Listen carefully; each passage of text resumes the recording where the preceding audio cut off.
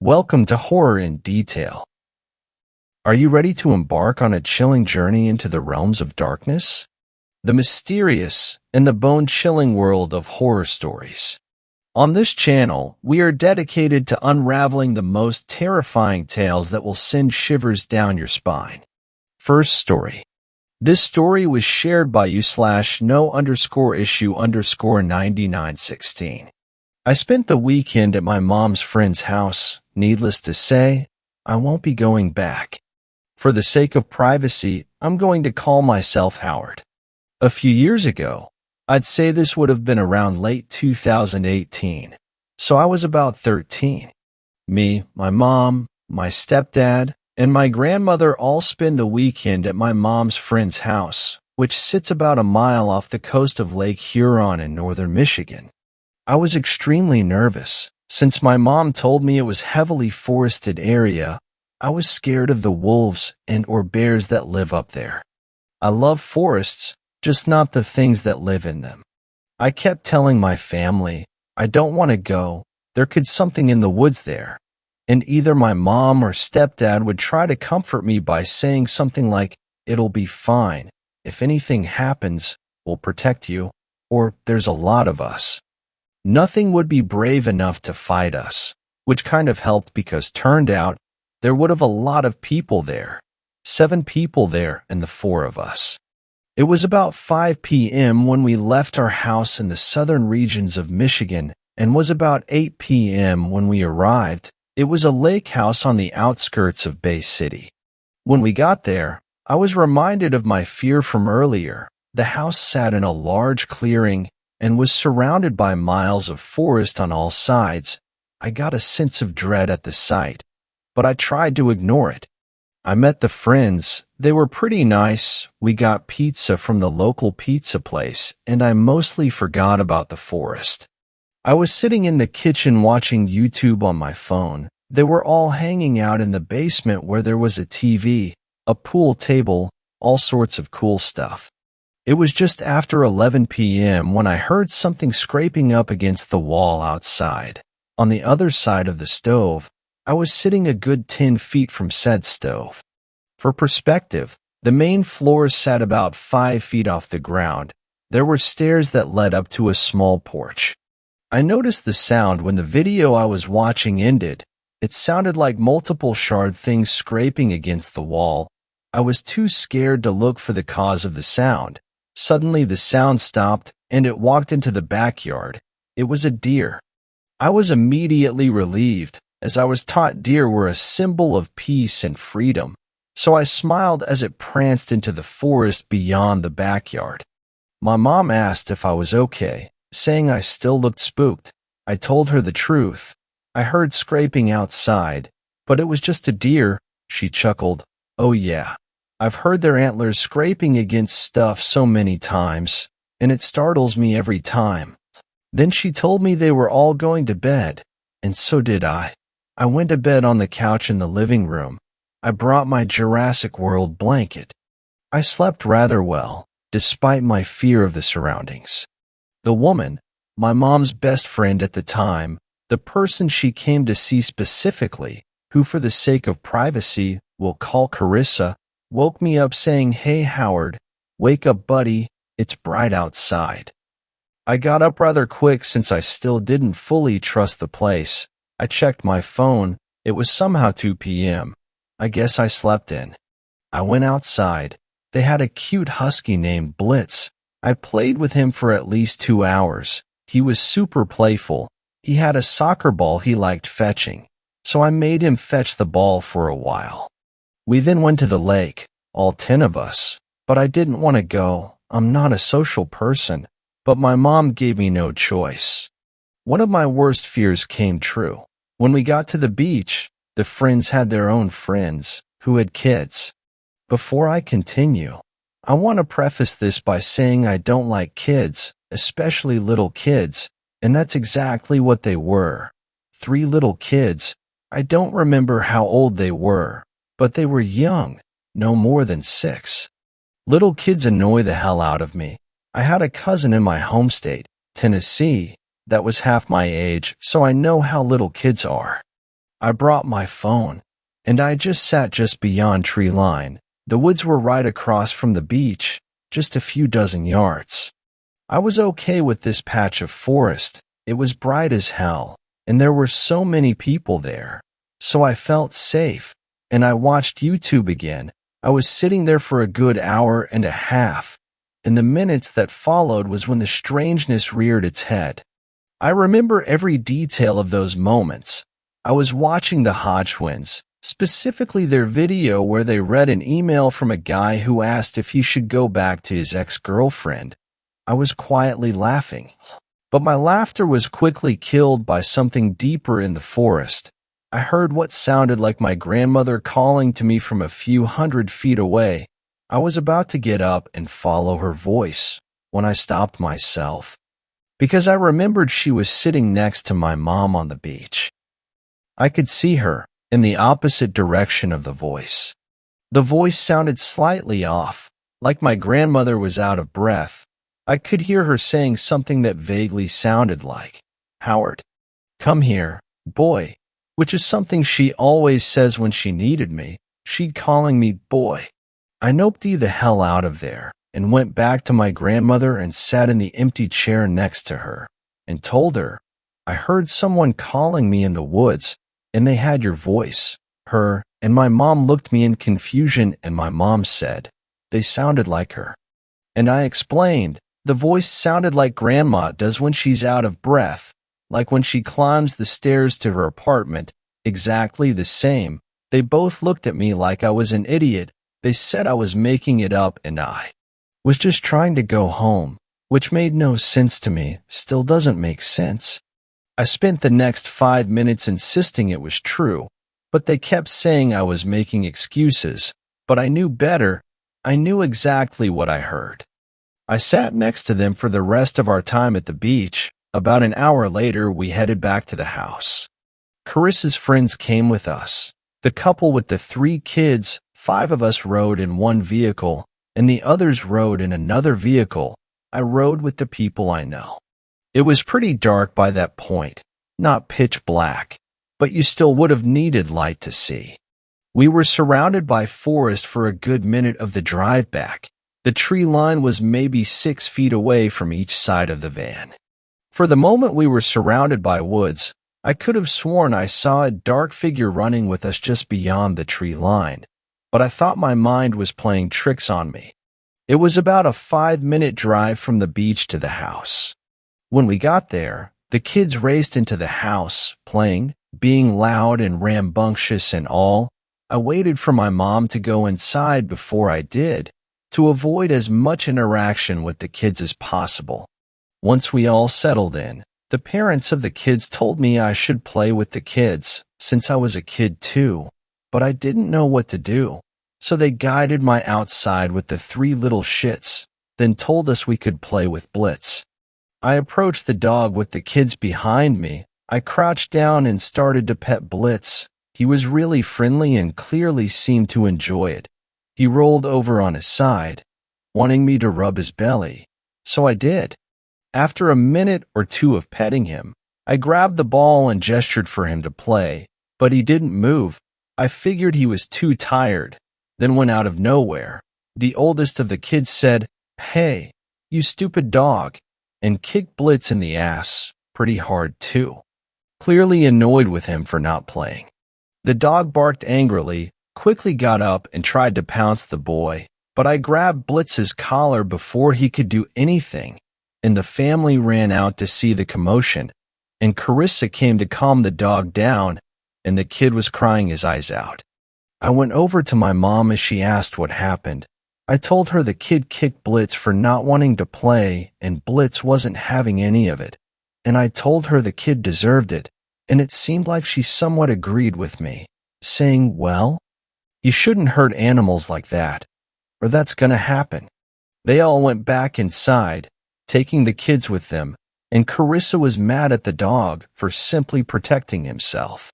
I sat next to him and continued petting him, this time for a solid 5 minutes, praising him, calling him a good boy, since it was the kid's fault for being an asshole.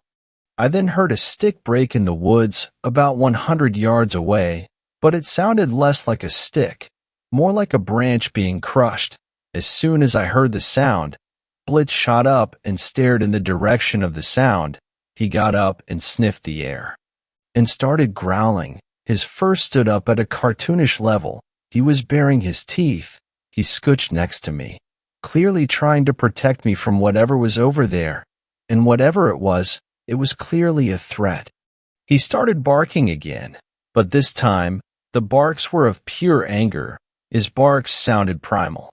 I stood there, trying to adjust my eyes to the darkness, trying to see something. My heart was pounding. I thought it was going to explode. Suddenly, Blitz took off into the forest, after whatever was there, completely ripping out his tie-out stake. I ran into the house and told everyone that Blitz ran after something in the woods and I couldn't stop him. Then Carissa's husband, I'll call him Steve, and my stepdad. Steve grabbed his rifle from their room and sprinted out the door, followed by my stepdad, who got his pistol from the basement as he brought it with him, and they both charged into the woods. They were very fit guys, so I figured they could either shoot or beat up whatever was out there. I thought it was a person or maybe a bear or wolf that was out there. We turned off all the lights in the house, opened the window that faced the direction they went, and we sat there for a good 5 minutes or more. We saw and heard nothing. Another 5 minutes, nothing. After a few more minutes, we heard very faint gunshots coming from the woods. It sounded like he was quite far away. They must have been a mile away by now. Carissa wanted to go out there and look for him, but Steve ordered we stay inside no matter what happens, and my mom reminded her of that. We stayed up for a few hours, hoping they would come back at some point, but they didn't. We hesitantly went to bed, and I could hear Carissa bawling her eyes out in the basement. I slept on the couch again, and I made sure the curtains were closed, just in case the stranger returns. I took about 20 minutes to fall asleep, so I decided to listen to some ASMR, specifically Goodnight Moon. If nothing else could bring me comfort, then she can. I woke up early the next morning. I checked my phone, and it was 9 a.m. The sun was shining through the cracks of the same. Everyone was still asleep. I got up and let out a big stretch before walking over to the back porch. I opened the curtains, and what I saw will haunt me for the rest of my life. I saw Steve and my stepdad, or what was left of them. Whatever that thing was last night, whatever they and the dog went after, it tore them apart. I could barely recognize them. That's how mutilated they were. My stepdad was missing his lower half. His insides were sprawled out all over the place. Steve's throat was torn out, his legs missing, and his chest was torn open. He had huge claw marks all over his body. They both looked like parts of them were eaten by something big. I noticed all this in the split second I was staring, and out of shock and disgust, I blurted out, "What the fuck?" at the top of my lungs. That woke up everyone, and they all came running up the stairs. It felt like a stampede with all the people running, and they all saw the horrifying scene. At that moment, everyone started screaming and crying.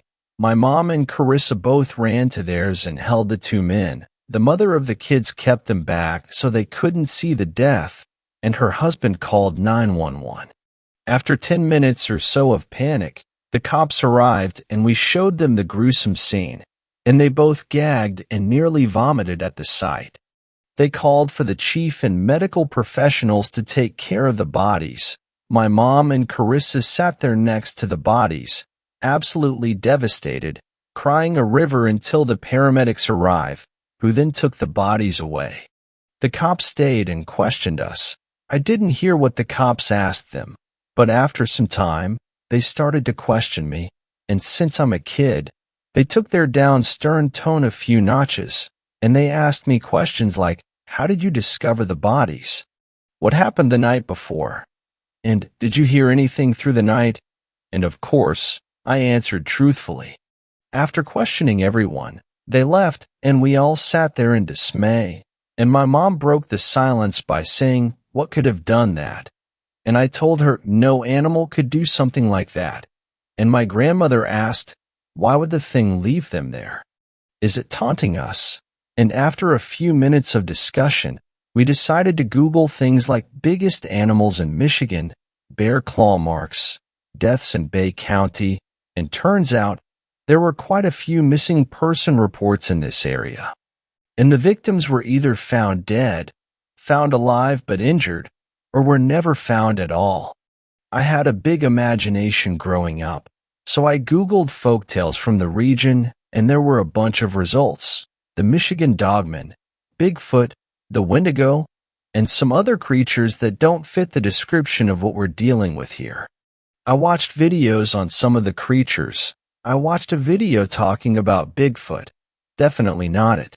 Then I watched one about the Dogman. The claw marks on Steve and my stepdad were similar but much bigger and deeper than what the video showed. Not it. I even watched a video about skinwalkers, but no, we're too far north for them. Then I watched a video about the Wendigo, and the realization hit me like a freight train. Dear Lord, I thought.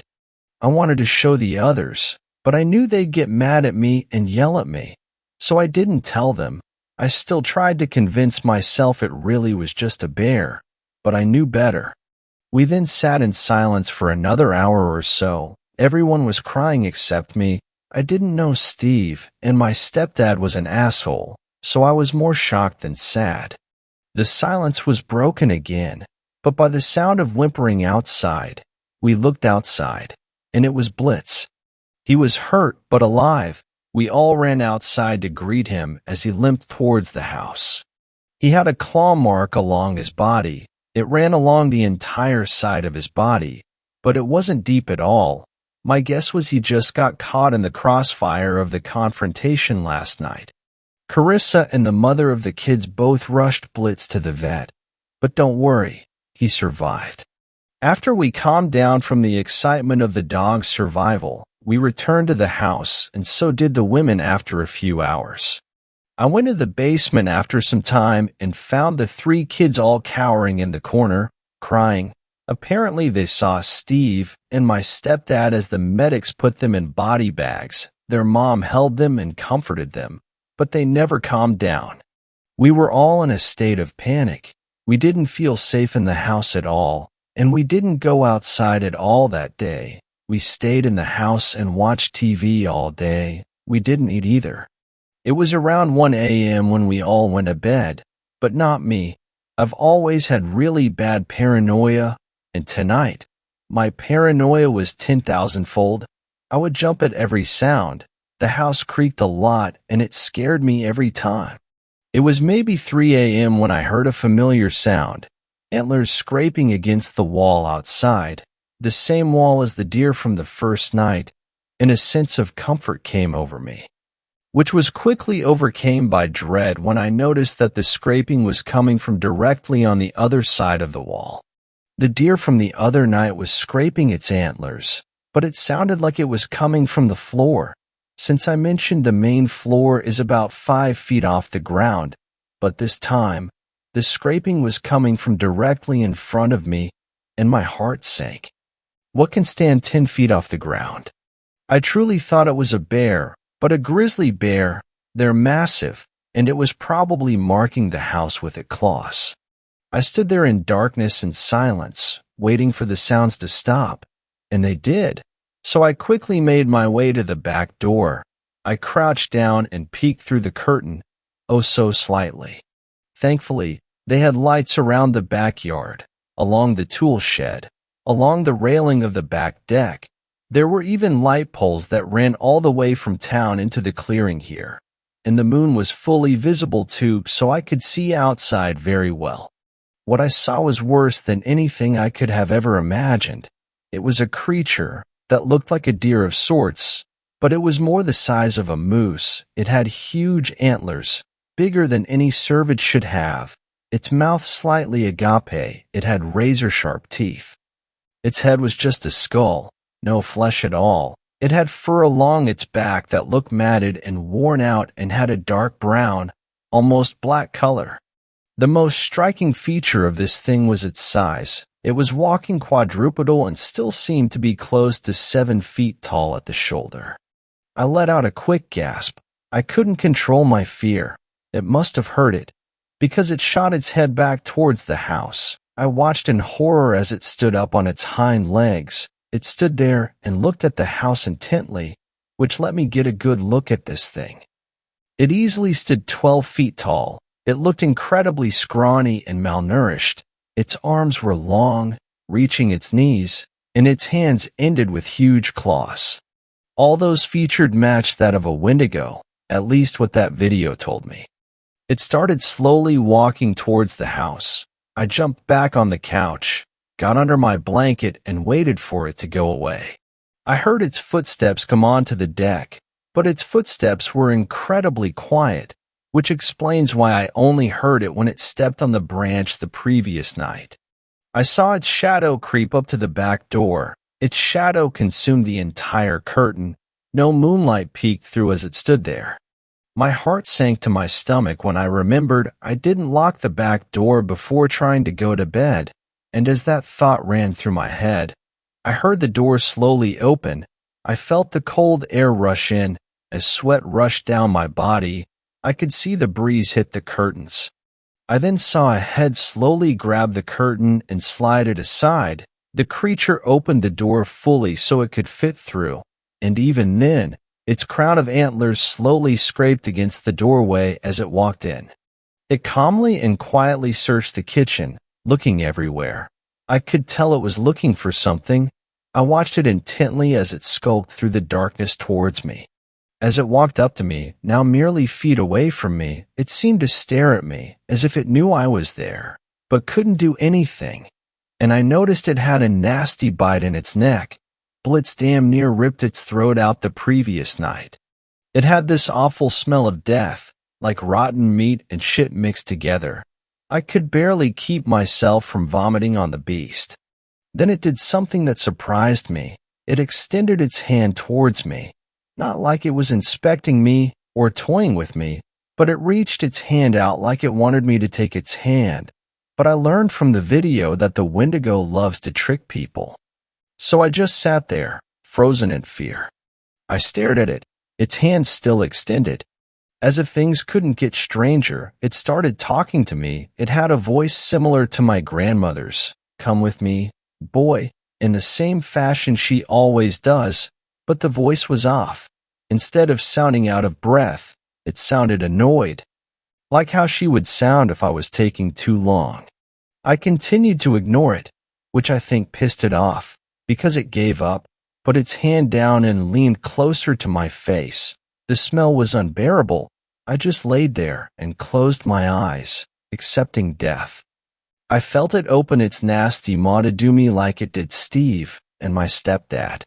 At that moment, I heard someone coming up the stairs from the basement. The beast heard them and ran out the back door, and in a matter of 2 seconds, it had already vanished into the trees. When I got up to close the door, my grandmother and my mom both appeared behind me. My grandmother said, "Why is the door open, boy?" And I replied, "It was hot in here, and no bear is fast enough to get in here before I close it." They both stood in the kitchen, getting something from the fridge, and I noticed the beast left a little bit of blood on the floor, which I quickly wiped up with a paper towel, and thankfully I got rid of it before they saw it. If they saw the blood, there's no way I could have explained myself. They don't believe in monsters. The next morning, I was more than happy to get out of that hellhole, and we drove all the 3 hours back home. I can't believe I met the Wendigo. Nothing in my entire life will ever come close to being as scary as that weekend. A few weeks later, we had a closed casket funeral in Grand Rapids, and my mom stopped talking to them after that. I guess there was just too much trauma between them, but they let us a blitz after that, since our place was much more remote than their place. His scars have healed since then, but his fur is a slightly different color where the scars once were. What was crazy is that about a month after the funeral, Carissa and the whole family went missing overnight. Her friend, the friend's husbands, and the three kids. Apparently their disappearance was discovered by the same cops that they called that weekend. We read the missing persons report, and all that was found was a blanket and a shoe that belonged to one of the kids. The house was resold about 2 years ago. God forbid the new family has a run-in with that monster. Second story. This story was shared by you/SnooHamsters5656. There's something in the forest. I used to live in Texas countryside. Duncanville, I would say. This happened in 1992, so I might have imagined the whole ordeal. I was always near my parents' house, rarely straying away from it.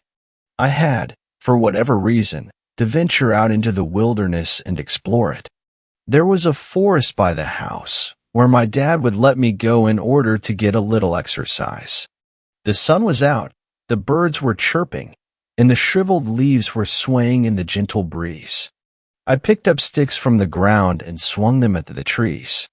This was something I did almost every day in the summer. If I wasn't doing that, I was playing Super Mario World with my brother on his SNES. But we never could beat it.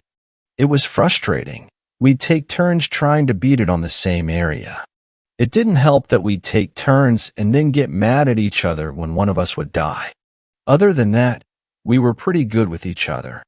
Walking outside one day, I followed the path until I saw something pale red at the end. Surrounded by a chain-link fence and rusty cars was a barn. It contrasted so much with the trees, it didn't look like it belonged. I cautiously walked towards it, suspicious of what it was. The large wooden doors loomed above me, like a Lovecraftian monster's maw. I look in front of myself. The door was chained shut. I was wondering what to do with it, maybe cut it open or rattle the door. I was about to leave, but I heard the chain move behind me. I looked back. A bloodied ID card fell from one of the branches above me. I stepped back in shock. It said Stuart Varland. I recognized the name. Stuart was a family friend, a police officer, along with my dad, and had disappeared recently. I heard the chain again, flinched, and stepped a bit closer. The door was almost open, only stopped by the chain. Gargantuan hands were trying to pry it open. I'm pretty sure I was hyperventilating at this point. I started running, but tripped and fell. I backed myself up against a tree just before the barn door was busted open by a giant beast. I remember seeing it for one brief moment, that horrible dark shape, shrouded in the darkness of the barn. It just stared at me. I was terrified, frozen in place. It wouldn't move or acknowledge me at all. It was wearing riot armor and remnants of a shirt. The monster looked around and saw me sitting there. It gave a deep, throaty roar, one that continues to be stuck in my mind to this day. It charged towards me, and I just barely dodged. I ran back to my house, the thing still following me. Or so I thought. I looked back, and it was just gone. The barn and everything was still there, but the creature was nowhere to be seen. My dad opened the front door, probably about to get me for dinner. He brought me inside to the kitchen table. 4 plates of Salisbury steak, peas and mashed potatoes were on the table, and my brother and my mom were already sat down. We all ate in silence. Almost immediately afterwards, it was time for me and my brother to go to bed. I told my brother good night. He nodded and smiled. My mom came in and gave me a hug, just barely cheering me up.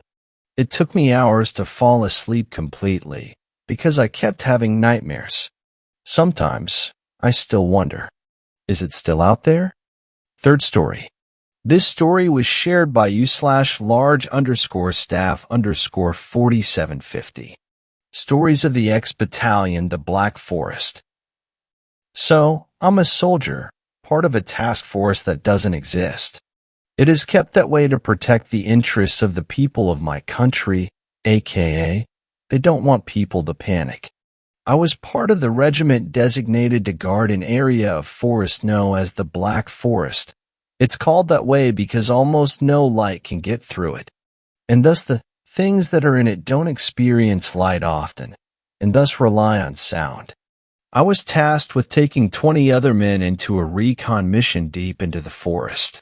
This would have been a 5-day mission. On the first day, 2 men disappeared.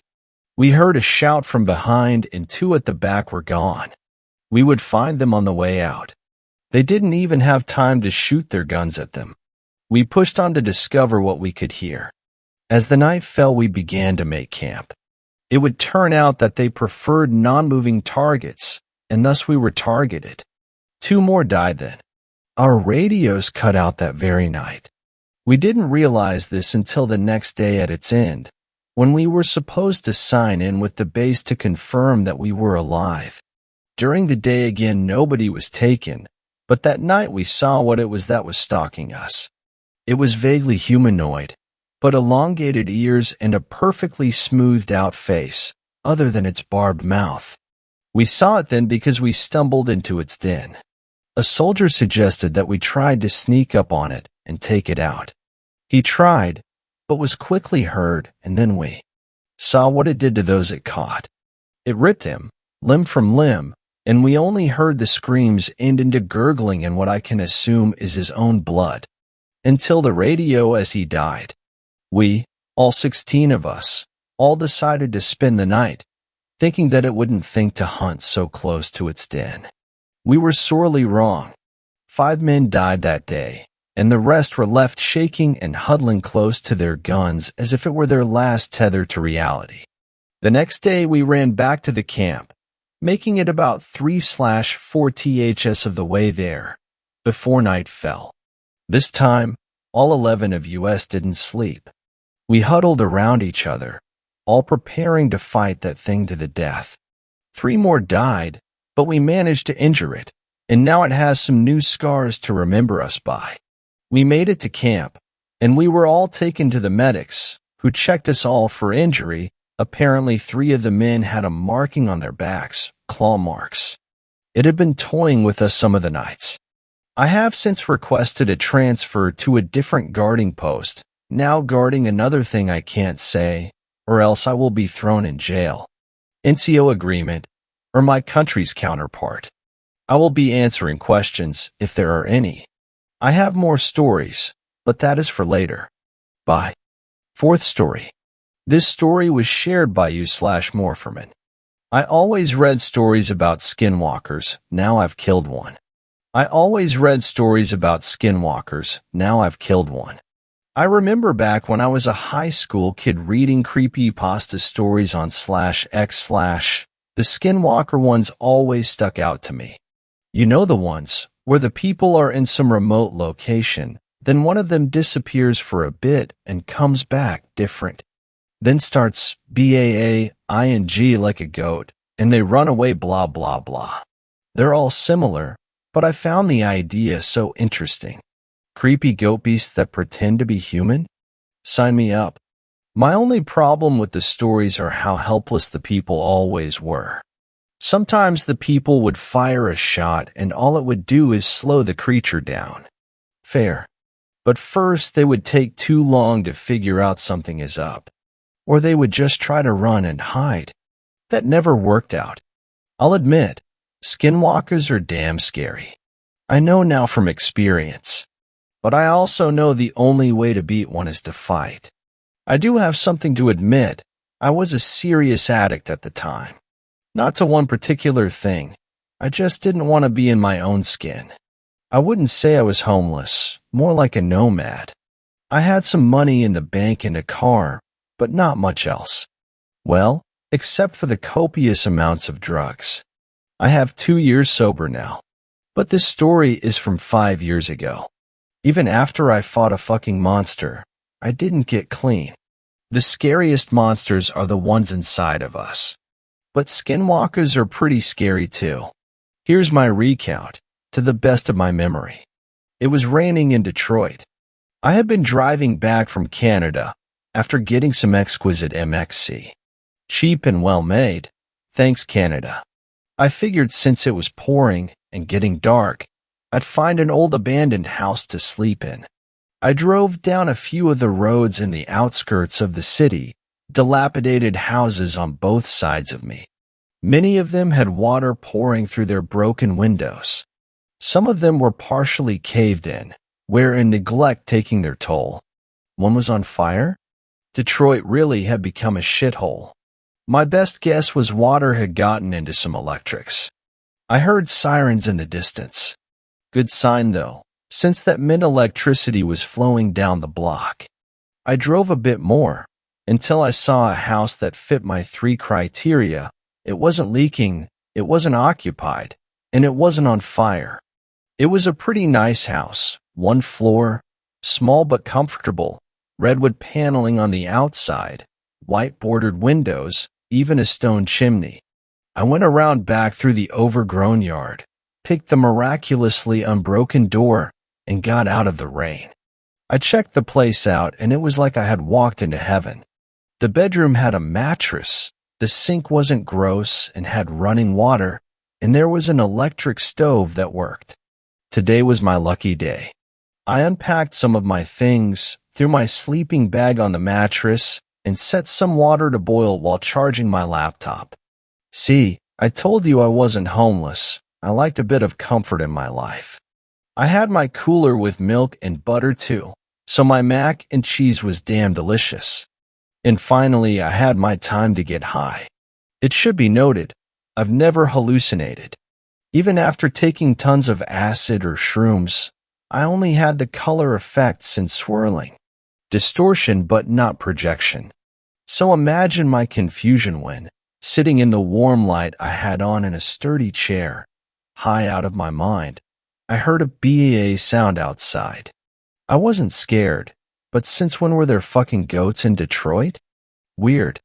But I was occupied, so I got back to watching YouTube on my phone. Come morning, I woke up to find it was still raining. Great. I was honestly enjoying my stay in a somewhat furnished house, so I pulled out my laptop and got to some browsing. Of course, I helped myself to ingesting a bit more MXC, plus a bowl or two, and I was quite content. Then I heard a knock on the door. Fuck. We'd always made me paranoid, and while it was slightly negated by the MXC, being in a house I had technically broken in to put me on edge. I hope to God it wasn't the police, but I answered the door nonetheless. There stood a man, soaking wet, clearly high. I thought, hey, unless this guy shanks me, we could be best buddies. He wasn't intimidating, a bit shorter than me and scrawny, with unmatched shoes a size too big and uncut scraggly hair. Hey boss, help a guy get out of the cold and rain for a bit. I said sure, who was I to say no?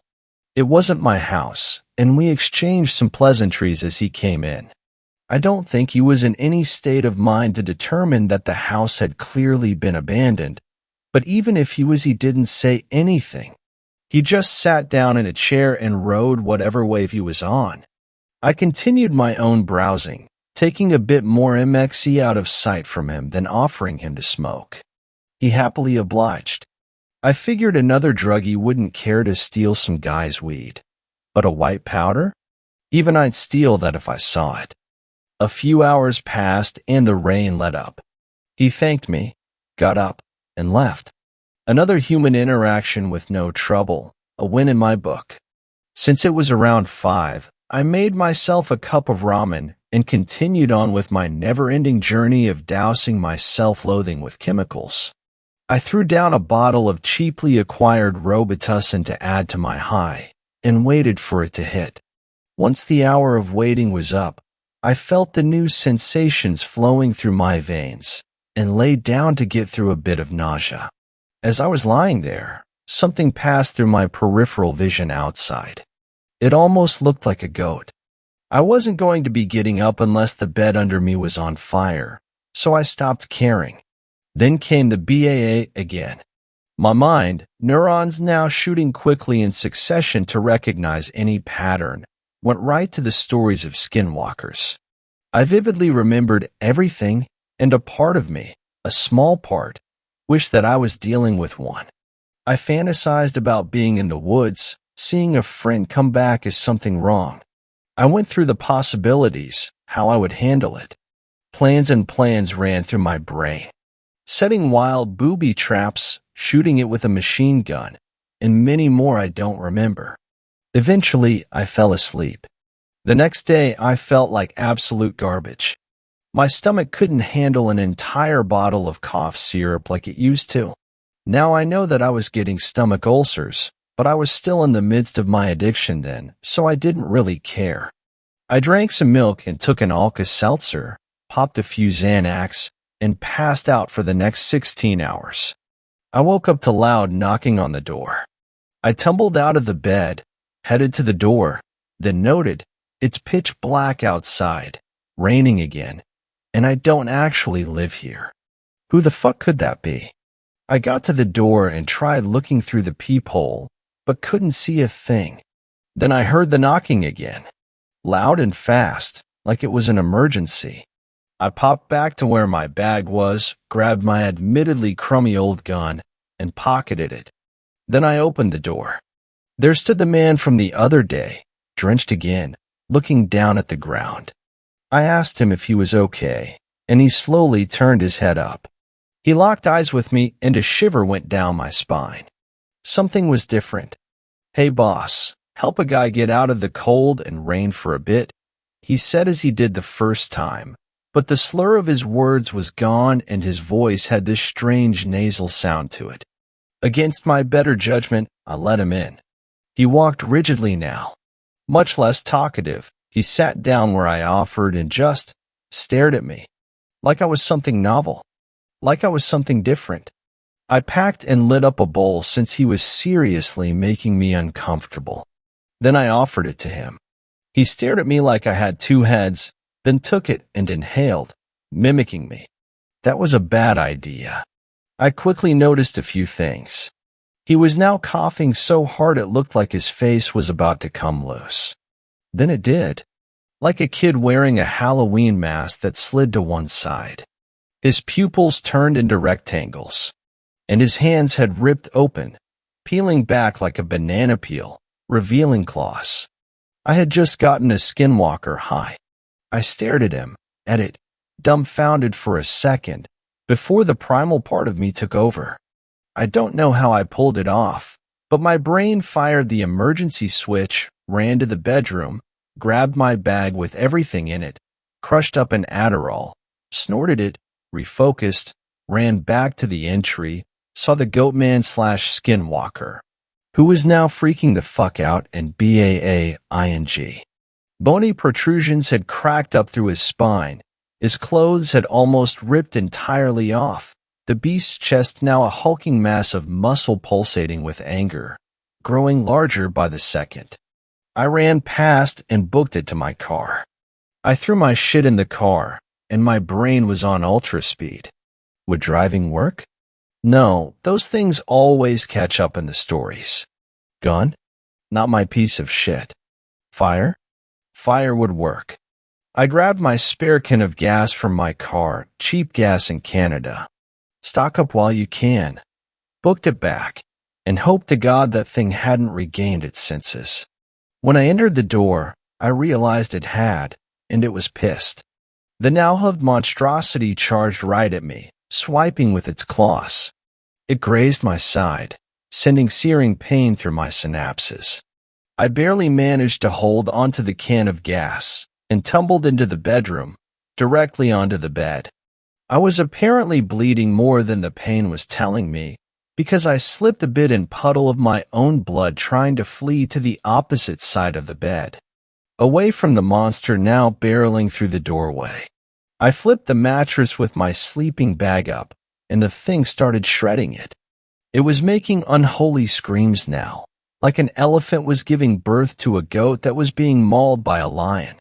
I managed to pour the gas onto the mattress with one hand, bracing the mattress between myself and the certain death right behind it.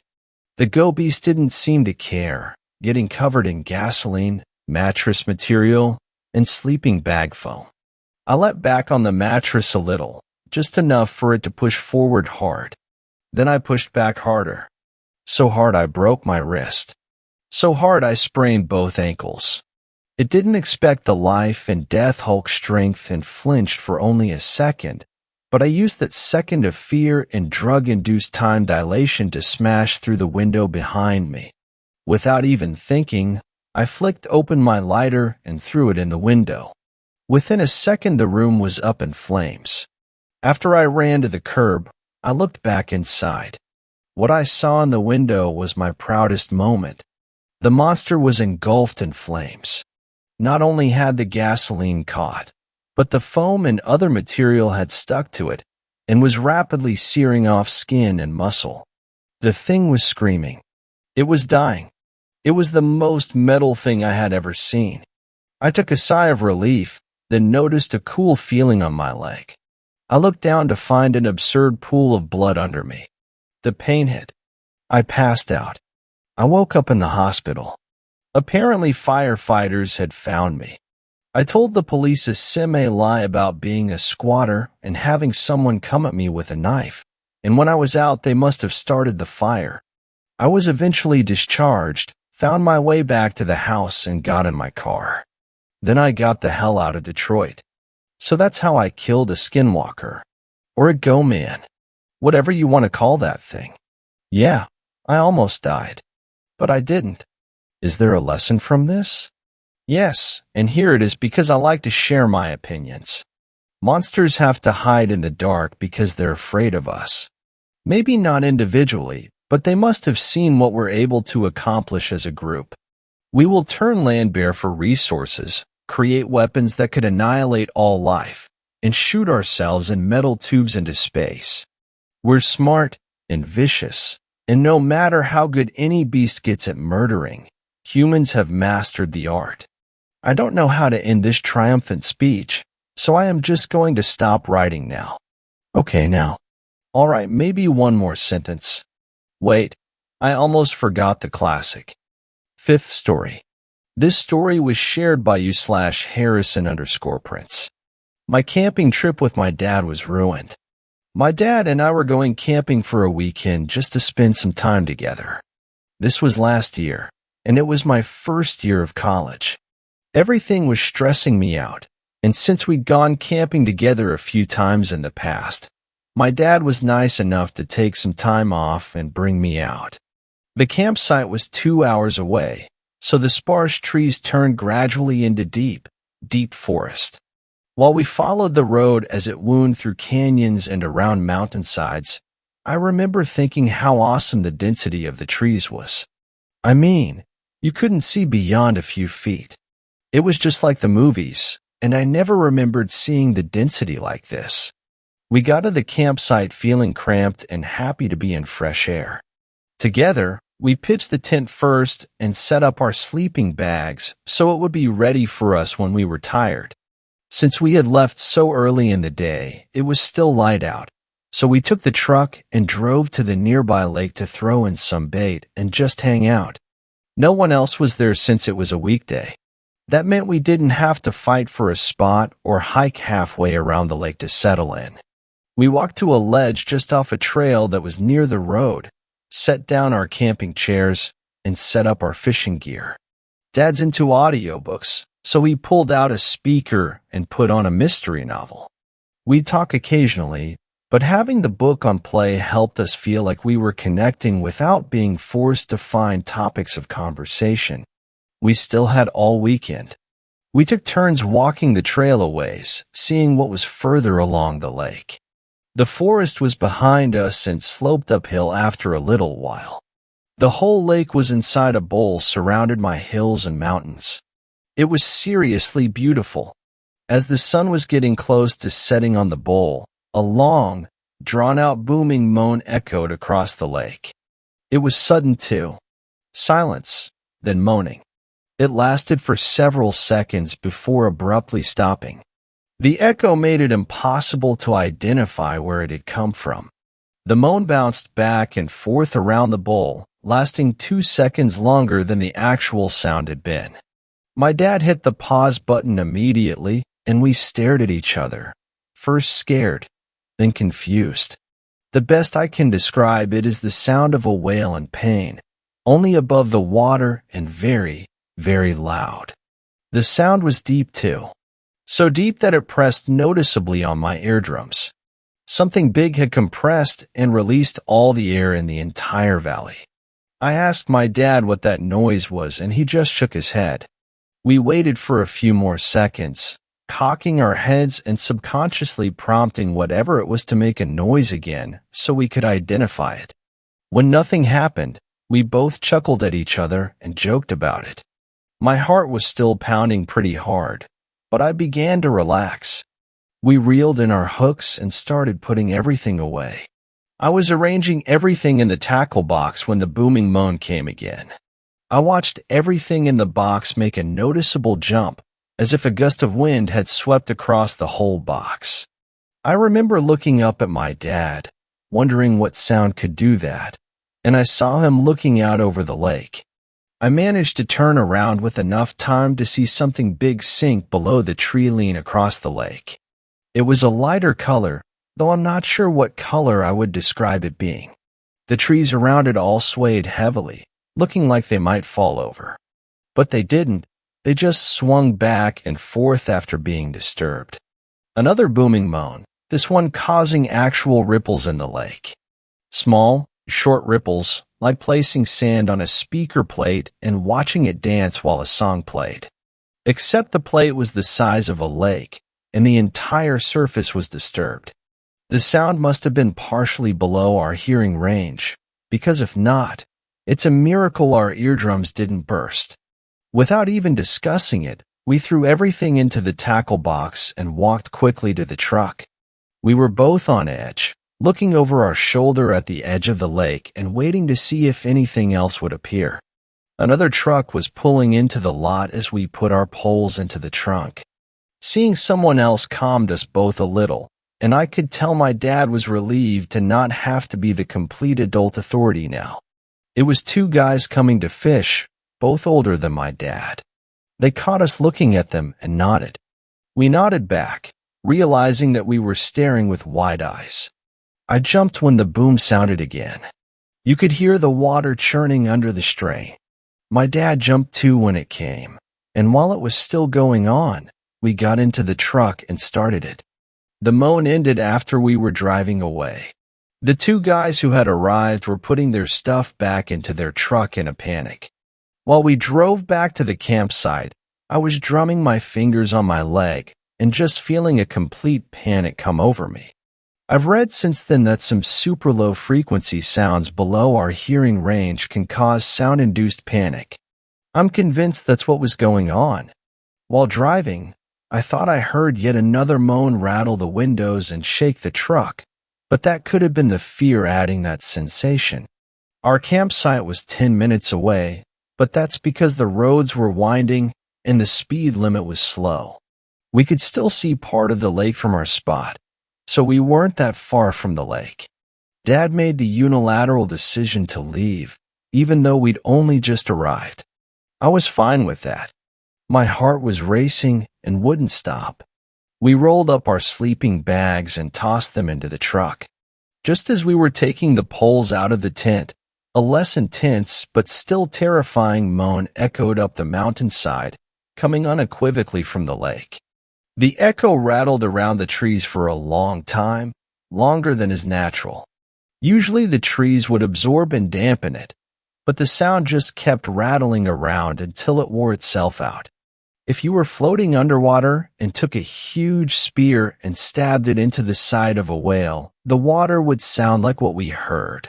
A boom as the water compacted and a tinge of desperation and pain on the fringes resulting in a higher pitch. And if you were deep in near the floor of the ocean, you'd hear it bounce back at you again, a shadow of the sound but still equally horrifying. We smashed the fabric of the tent together, tossed the whole thing into the truck bed, and got in. Dad went too fast trying to leave. The truck's engine was still too loud to determine if we were still hearing the moan, but the panic that it induced made us unwilling to stick around and investigate. Looking back, I wish we had stayed and investigated, but at the time I was happy just to leave. Sixth story.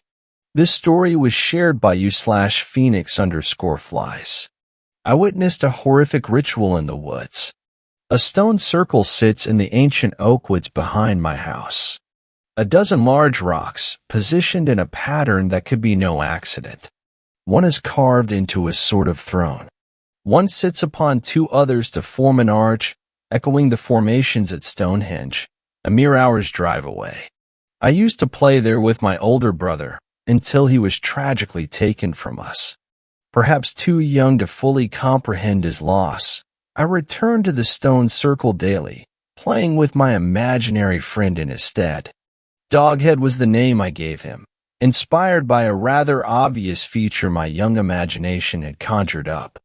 In my mind's eye, he had the energy and affection of a puppy, and he was as close a companion as a lonely young boy could ever hope for. We used to play for hours, safe in the knowledge that home was the only house for miles. My parents were distant and self-absorbed throughout my childhood, and the loss of their eldest son, their golden boy, only turned them colder. They were whisked away to join him by a devastating car accident when I was 19. The house, the surrounding land, and the stone circle in the woods, it was suddenly all mine. It was finally as empty as it had always felt. Those first few years were strange. I had been relatively self-sufficient for as long as I could remember, so my day-to-day life changed little after they died. I worked the same job, writing copy for websites and magazines from home. I ate the same food, groceries delivered weekly. It took a long time to get used to living without their influence, without their perpetual misery. As time went by, I became more comfortable in my own skin. I left behind the cowering, appeasing child. I shrugged off the expectations and the aura of constant disappointment. I started learning who I was, and I grew to like it. And I forgot about the stone circle in the woods behind the house. The forest itself is sparse. Each wizened oak tree stands at a respectful distance from the others, as if honoring some ancient acorn pact. Their high canopies dominate the sky, permitting precious little sunlight to filter through their leaves. Below, the prime soil was claimed by their web of roots long ago, leaving few resources for competing flora. The only bushes daring enough to challenge the monopoly of these giants are holly and gorse, their sharp leaves offering refuge to songbirds and scavengers alike. Sparse though these woods are, they are far from lifeless. At night, however, the woods don a deathly disguise. Save for the eerie breeze shuffle of the leafy canopy, an unnatural stillness hangs between the trunks like a thick fog.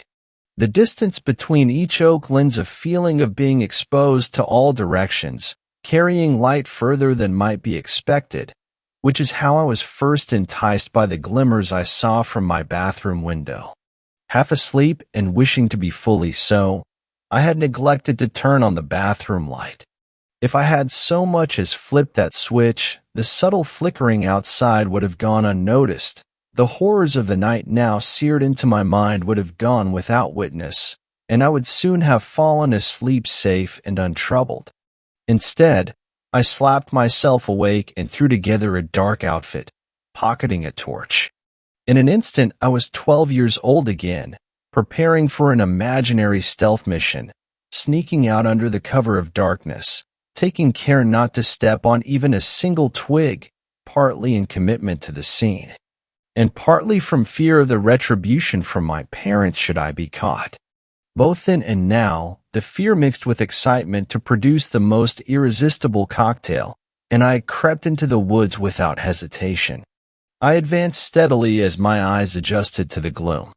Every step was measured, every motion a calculated risk. Roots could be trip hazards. The snap of dry branches could give me away. A dirt hole from badger or fox habitation could spell a sprained ankle or worse.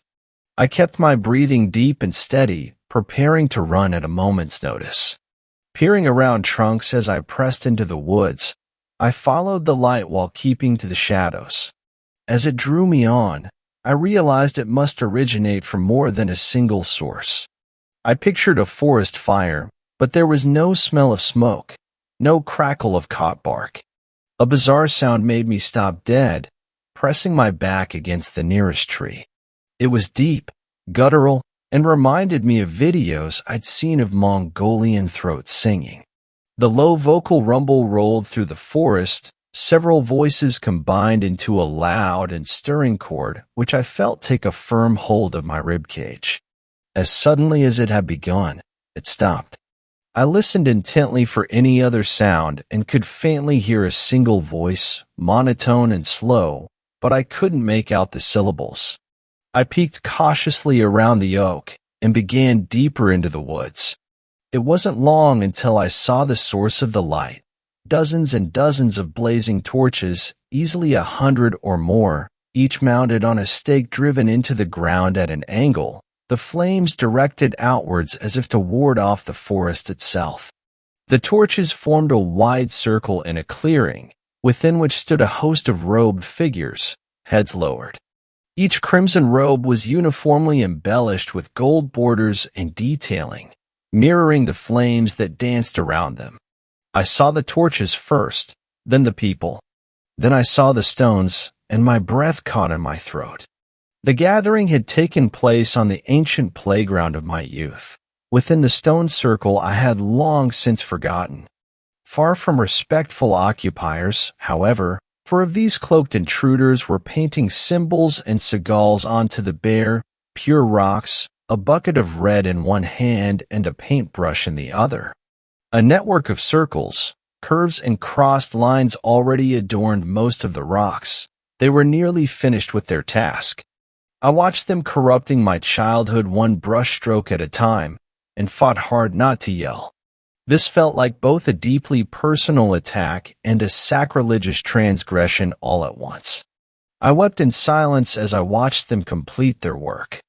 I was struck by a vivid memory of my brother sat in the chair-carved stone, bending to tap a stick onto each of my shoulders in turn. He was king that day, and I was being knighted to protect the realm. For hours, he would point out imaginary invaders and threats to the kingdom, all trying to break into the sacred space of the stone circle, and I would charge into battle, bellowing as best a boy of 7 could, swinging a branch to fend off foes on all sides. I chided my childish stupidity. When outnumbered, as I was last night, self-preservation comes first. Bravado without caution would be suicide. One of these interlopers was standing on my brother's throne, arms outstretched, addressing the others like a priest leading a congregation. His was the voice I had heard, though too quiet to discern from where I stood. I had to get closer. The group was focused on his speech, I reasoned, and any subtle motion I made in the shadows of the forest would likely be lost among the flickering torches. Light on my feet, I pressed even closer, crouching to take cover beneath the spikes of a holly bush with an oak to my side. I was mere feet from the edge of the clearing, but confident in my concealed position. No further, I told myself, either remain or retreat. I was close enough to hear the speech, but its meaning was lost to me. It clearly wasn't English, but sounded like no language I had ever heard. There was a guttural, stern tone to it, almost Germanic, but the syllables weren't recognizably German either. Percussive sounds punctuated the phrases, sometimes a click, sometimes a hacking noise like the speaker was clearing his throat. The structure of the speech was alien to me, and although I couldn't hope to comprehend its meaning, I was enraptured. It felt as if he was speaking from beyond himself, from somewhere far older than any tongues remembered or recorded, channeling verses written before writing. The crowd was similarly captivated, hanging from his every utterance, all except the 4 painters and one man in the middle. This man, I saw, was unrobed. Rather, he was naked and kneeling, his wrists bound behind his back, eyes wide with impassioned pleading as the priest figure continued. His head was shaking back and forth, as if to deny every utterance of the speech. The scene put me in mind of a trial, perhaps for some pagan or shamanic cult. I know little of such beliefs and values, having led such an insular life, so I had no real frame of reference, but the whole display felt sinister and sickened me. It came again, the sound which had shocked me earlier, that low, rumbling chord, now revealed to originate from the throats of the entire congregation acting as one, triggered by something the throned figure had said. He sliced a hand through the air, and the tone ceased immediately. Another hand gesture, and it began afresh, a slice, and it stopped. This on and off routine repeated, its conductor picking up the pace steadily from labored to frenzied. The bound man was clearly terrified, his pleading eyes darting from figure to figure, each swept up in this guttural chanting crescendo. Dark red streaks painted his face, from his eyes down to his chin. With a final swipe of the priest's arm, the group fell silent. A beckon of his hand, and two of the hooted flock hauled the bound man to his feet, dragging him towards the stone chair. I could hear him straining and groaning through closed lips. As he was brought before the priest, I saw his mouth had been sewn shut with a tight web of cord, his lips turned inwards. Those red tear streaks he wore were colored by dried blood, his wide eyes unable to close without their lids. This group, or cult, had taken morbid steps to prevent him from screaming or looking away. The leader of the ceremony drew a short dagger, holding it skywards, flames glinting off the blade. The man protested as best he could, but was flanked and held in place by taller, stronger figures. In two quick motions an X was traced across his bare chest, the wounds shallow and scarlet bright. The crowd shifted suddenly at this, surging towards the throne. Hands were all over the man in an instant, carrying him back and away, ignoring his feeble writhing and muffled screams. A divide had formed in the clearing, bisecting the stone circle. On one side, the cult, some of whom had picked up torches and were brandishing them. On the other side, the man, kicked to the floor and struggling to stand with his hands still bound. Flames were turned on him, keeping him at bay from the group. Behind him, the stone archway loomed, a gateway to the gloom of the woods. A gap had been deliberately left in the circle of torchlight. The leader bellowed out a three-syllable chant in that strange language, which was eagerly echoed back by his flock. He repeated the phrase, louder, rousing the crowd. This back and forth exchange continued, building in volume and speed towards a raw cacophony. When there was scarce a pause between call and response, the priest handed the reins to chaos, the clamor of the crowd drowning the forest in a tide of sound. Feet were stomping. Arms were waved. Frenzied dances broke out. One member of the congregation passed out. They were unceremoniously rolled to the side of the circle and abandoned in favor of the growing noise. I lay flat under the holly bush with my hands clamped over my ears, such was the sheer volume before me. As painful as the sound was to bear, I couldn't help but find their primal passion compelling. I should have left them to their devices. I should have made a break for home while they were so deeply distracted. They stopped, as one, falling completely silent. The sense of euphoric elation had collapsed, giving way to a nervous foreboding. Heads turned anxiously from side to side. The group huddled, gathering in closer towards the stone chair. The bound man was making his way towards them on his knees, straining to force pleas through stitched lips, but was kept back by the torch-bearers. They seemed intent on pushing him towards the archway, towards the looming dark of the forest. Someone in the crowd noticed something in the forest behind the bound man, pointing a finger beyond the circle, past the stone arch, into the tree lane. Their extended arm was quickly pulled down by other hands, as if chided by the group. Regardless, a tangible excitement overtook the gathering. Murmurs broke out, whispers and gasps. They pressed back, even further away from the bound man and the stone archway behind him. I strained my eyes to see beyond the flames, seeing nothing but shifting shadows. As I looked back to the crowd, however, I saw it. A tall figure emerged from the trees, its outline only clear from the corner of my eyes as they struggled to adjust to the dark. It appeared as though the shadow of a tree had come to life, standing at least 8 or 9 feet tall. I couldn't see where its height ended. It swept stiffly towards the clearing as if carried by invisible ropes. There was no motion of walking. This giant shadow floated. It stopped at the edge of the clearing, where it should have been bathed in torchlight. Instead, it was a void, a vertical black hole, seeming to drain the light from the woods around it. As I tried to make sense of what I was witnessing, this floating shadow was passed by a second. They moved alternately. One stopped as the other advanced, carried in sweeping motions. As they drew nearer to the stone circle, the bound man turned his begging towards them, throwing himself down, his blood-stained face against the thin grass, his frame racked with wretched sobs. He was hoping or praying for mercy. None came. Without warning, his torso was wrapped in giant fingers of that same vacant darkness. He was snatched through the archway and barely a breath, out towards the treeline, and lifted high over the stones.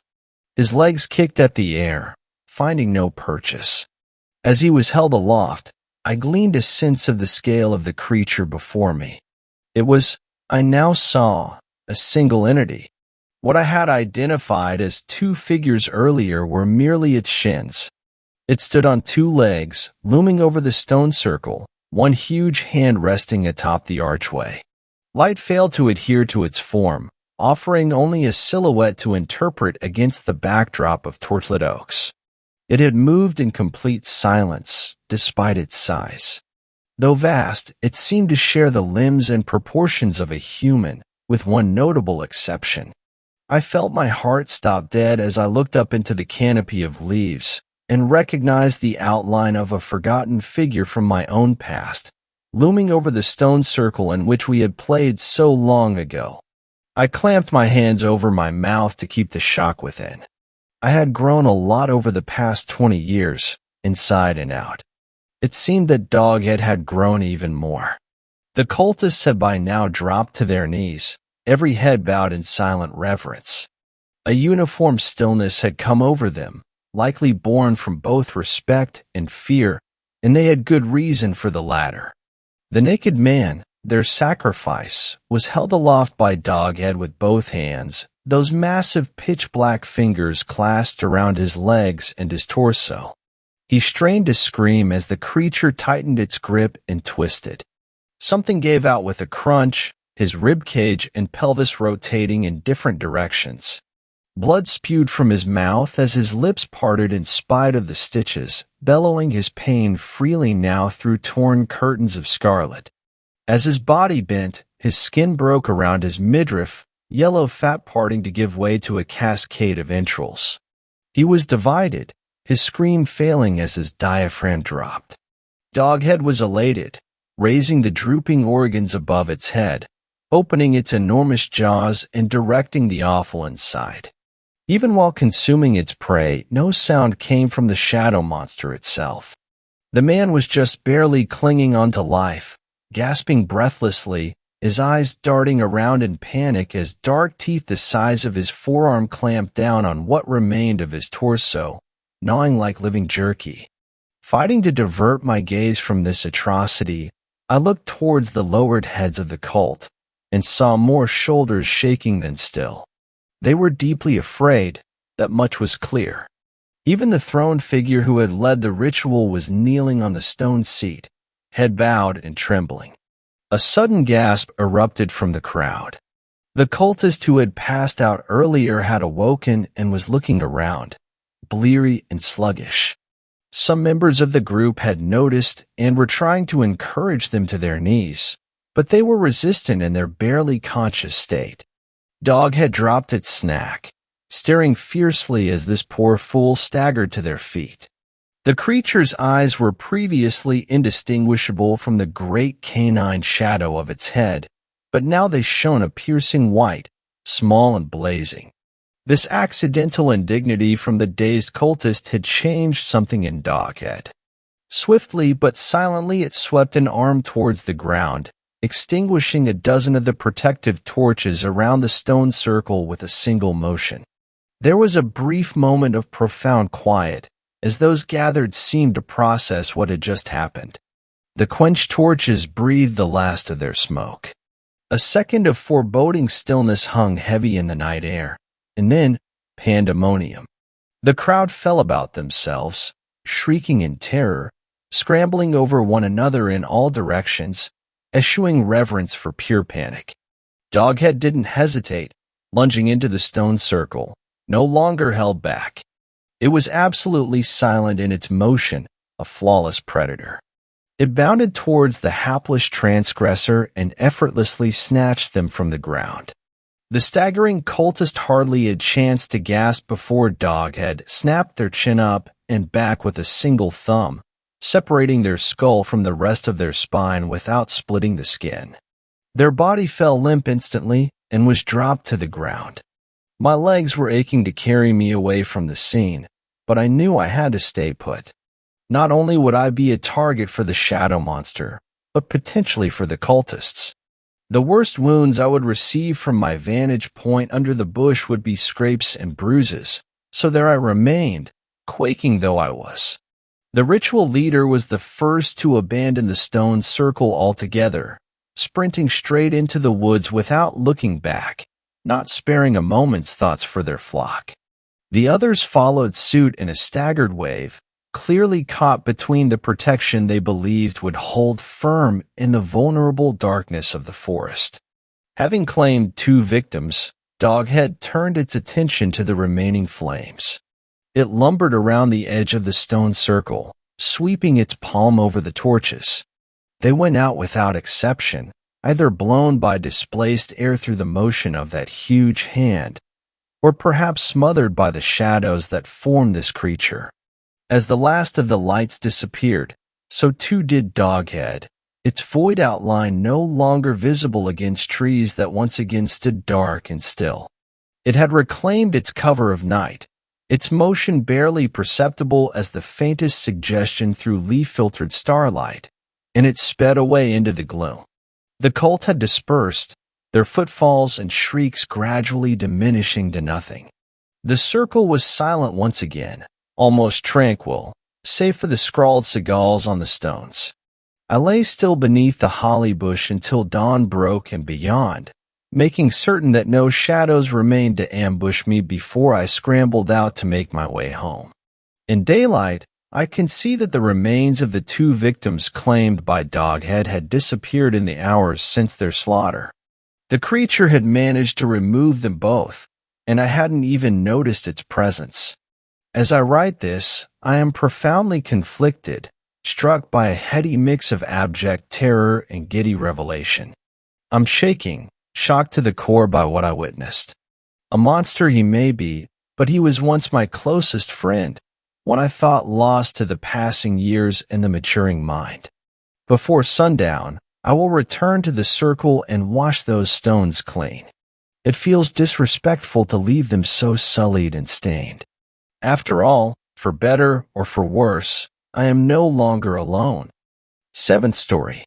This story was shared by you/Kessel the Viking. My best friend the Wendigo. Sometimes things happen to us that we just cannot explain. No matter how many resources are available or what information we can find. There are things that can never be understood, and that is a commanding factor of life. Now, a question.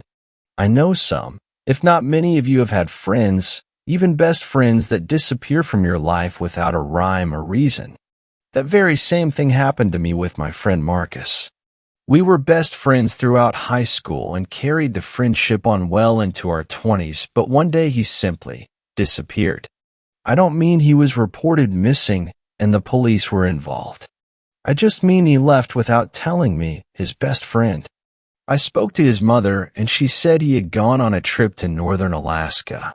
When I asked her why, she said, he never gave me a reason. I could hear the sorrowful tone in her voice. Like myself, she missed him too. But out of nowhere he came back.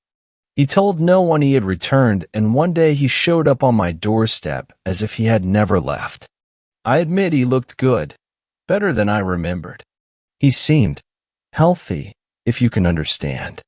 "Marcus, you're back," I remarked, bewildered. "Yeah, man," he said in a smooth demeanor. He had his hands tucked into the pockets of the jean jacket he was wearing. "Got back a couple days ago. You look well. Where have you been, man?" I asked casually. I noticed his face was flushed red, but it was probably just the lighting outside because the sun was setting. "Yeah, thanks. I've just been traveling, finding myself," he answered, but he seemed indifferent about conversation. It made me wonder why he came here if he wasn't looking to talk. "Well, that's cool. Did you want to come in?" I asked while gesturing my hand through the door. He nodded and brushed past me into my home. "Thanks, Derek," he said nonchalantly, as if this was a routine occurrence. "Something up?" I asked as I closed the door behind me. Marcus flipped his wavy blonde hair and sighed. "No, not really. I just have a proposition for you." It was strange that this was how he decided to start the first conversation between us in a long time. A proposition? Forgive me for saying this, but we haven't spoken in quite some time, man, and I don't know if I'm really in the position to dive headfirst into something new. "No, it's not like that," began Marcus. He didn't appear slighted by my response, which was welcoming to see. "I was just wondering if you'd be interested in coming with me on a trip. A vacation of sorts. It wouldn't be long, just a week up north." "With who?" "You," I asked with a hint of scrutiny. "Yeah, just me," he said quickly. For some reason, his fingers were twitching like he could barely control himself from having a breakdown of some kind. "Why so sudden? And why me? I mean, Marcus, where have you actually been this whole time? I find it strange you would come to me of all people for this hurried request of yours. I need someone to come with me. It's important that you understand, Derek. I'm not the same person I was when I left. I am something much more unique. But I cannot be left to the masses. I must be quelled." He was speaking in completely vague sentences, the context of which I couldn't understand. "I have to be honest with you, Marcus. I don't know what the fuck you're saying to me right now." I wasn't going to lie, but I saw a slight shift in his eyes upon hearing my candor. He sat down in my recliner and clasped his hands together. "Listen, are you in or not?" He wouldn't even look me in the face when he asked. He simply hung his head with his eyes on the floor. "Well, I don't know. Where would we be going exactly?" "A cabin up north. Once we get there, I'll give you a list of instructions that you must adhere to. I promise you will understand." I took a deep breath. Clearly, Marcus was in distress and needed help. I wasn't going to leave him to fend off against whatever demons were riding his shoulders. I figured he had become an addict and wanted someone to look after him while he got himself cleaned up. "I suppose," I said quietly. "Awesome. Thanks, Derek," he said hastily. "You won't have to pay for anything. I've got that all covered. Just be ready tomorrow morning, and we will head up there." "Tomorrow? Damn, that's definitely short notice," I said, already thinking about what I would tell my boss. "Don't worry about work, man. Just trust me, even if you've never trusted anyone," he remarked as if he read my mind. He then stood up and began walking to the door. "I don't know what happened to you, but something's definitely different," I mentioned as I opened the door for him. "You don't know the half of it," he said before walking outside. "See you in the morning. Bring anything you're comfortable with bringing, but don't overpack." I nodded even though he was facing away from me, and he walked off down the sidewalk. How'd he got here? Obviously, he didn't drive if he was walking. Something seriously weird was going on with him. My boss was fine with me taking some time off. I figured it wouldn't actually last a week anyway, so in my head all would be well. The next morning, I was ready to go and Marcus arrived just after 9 a.m. to pick me up. I brought my things outside. I had only packed some snacks, a flashlight, blankets, a pillow, my medication, and several outfits for the outdoors alive. The cabin has beds and blankets, said Marcus from the driver's seat of the old SUV he arrived in. Yet, well, I prefer to feel a sense of comfort that I can only achieve by having things that belong to me. If you say so, he remarked. His lack of engagement was already growing stale. I got in the passenger seat and we sped away without another word shared between us. Every so often, I would glance at Marcus to study him. While he did seem healthy, there was something innately different about him that I couldn't put my finger on. He was jittery, easily startled, and on edge. We drove for a good 6 hours before pulling off at a rest area. Marcus seemed alert, but for some reason he said, "We're going to sleep here for the night." The night? Have you gone blind, dude? It's barely 3 in the afternoon. Yes, I know. I'm hungry and I need to rest, said Marcus quietly. I can drive, man, if that's the issue, I asked reassuringly. He turned to look at me with viciously bloodshot eyes as if he had been staring at the sun the entire drive. No, you don't know the way. You can tell me the way? I have GPS? No, Derek. Just close your eyes or do something for a bit. I'm hungry. The way he said hungry was like a ravenous animal, like his desire to feed was overthrowing his decision-making. Fine. Go get something to eat then, I said, kicking my feet up on the dash and leaning the seat back. Marcus stammered when he responded, "No, not yet. When night falls, I will." You're acting really strange, man. Is everything good? Instead of responding, he only nodded slowly. I didn't say anything back, but I did watch him from the corner of my eye for some time. I noticed he was watching every single person who walked into the rest stop, like a starving fiend.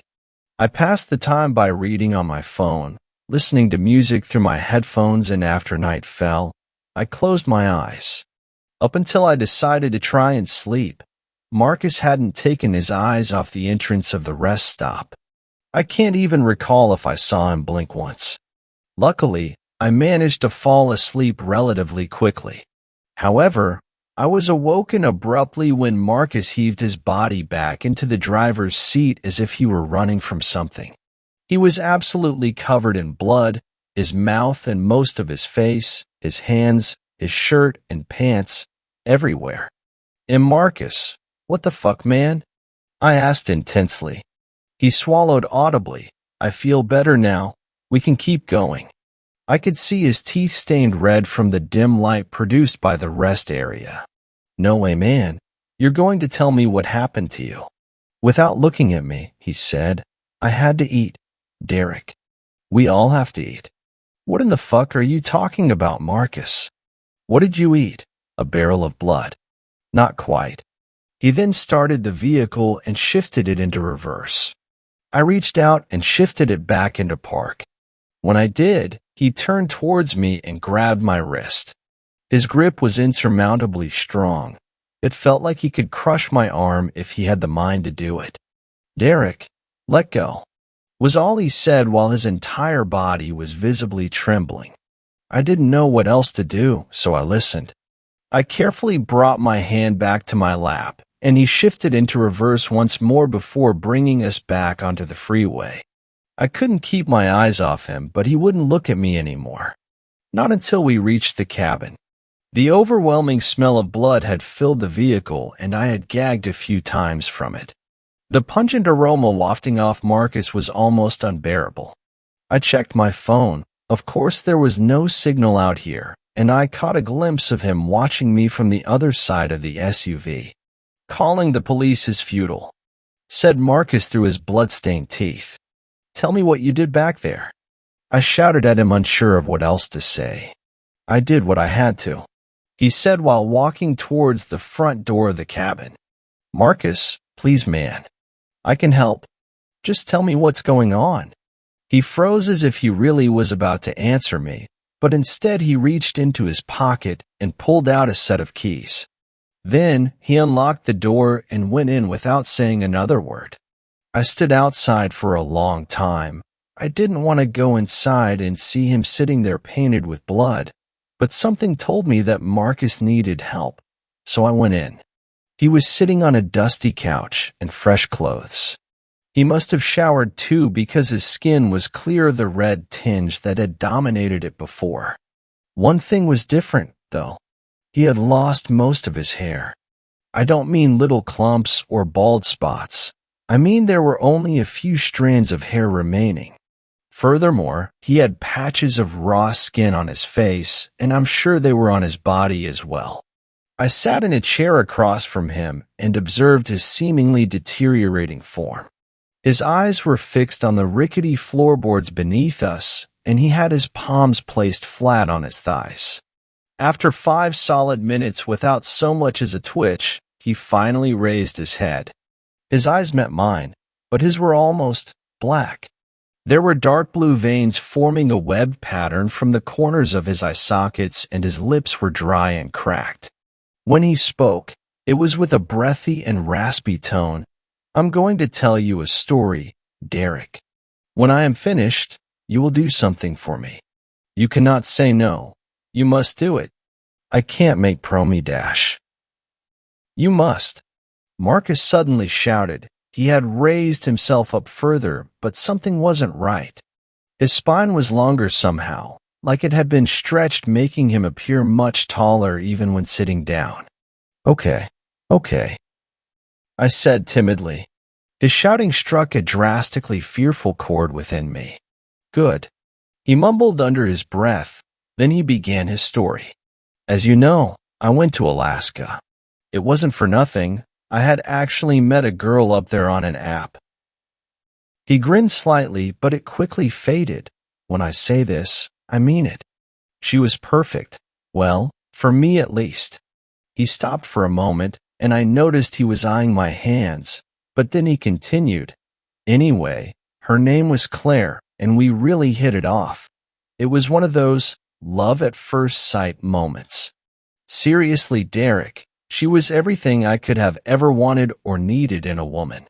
I uttered a sound of acknowledgement so he knew I was listening as he went on. She was a simple person, and she lived in an old town.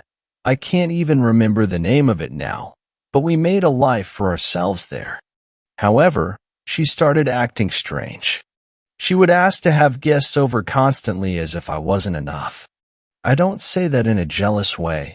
I mean, she literally wanted someone else over every single day, and she reeked of desperation. It was like her life depended on it. While he spoke, one of his fingernails fell off and landed with a quiet ticking sound on the floor. Marcus didn't seem to mind because he kept talking. Eventually, I caved. I invited one of her friends over, a local guy who worked at the town's bakery. About an hour before he arrived, Claire called me into the bedroom. She had this weird, almost evil tone in her voice, but I disregarded it. I thought that she may have been looking to get intimate before this friend of hers arrived, but that wasn't the case at all. "Are you sick, Marcus?" I asked as I watched 2 more fingernails slide off his fingers onto the floor. He didn't answer me, not directly anyway. He looked up at me, and his left eye clouded over with a milky white color. Was he dying right before me? Marcus picked at one of the scaly gray patches of skin on his hand. It only made his other nails fall off, but he didn't seem to mind or notice because he went on. As I entered our bedroom, the door closed behind me. Claire was standing there with a rope and a gag. That only solidified my assumption about her need for intimacy, so I let her tie me up. But instead of getting frisky, she gagged me and left the room. I tried to get her attention, but obviously she couldn't hear me. "How long were you like that?"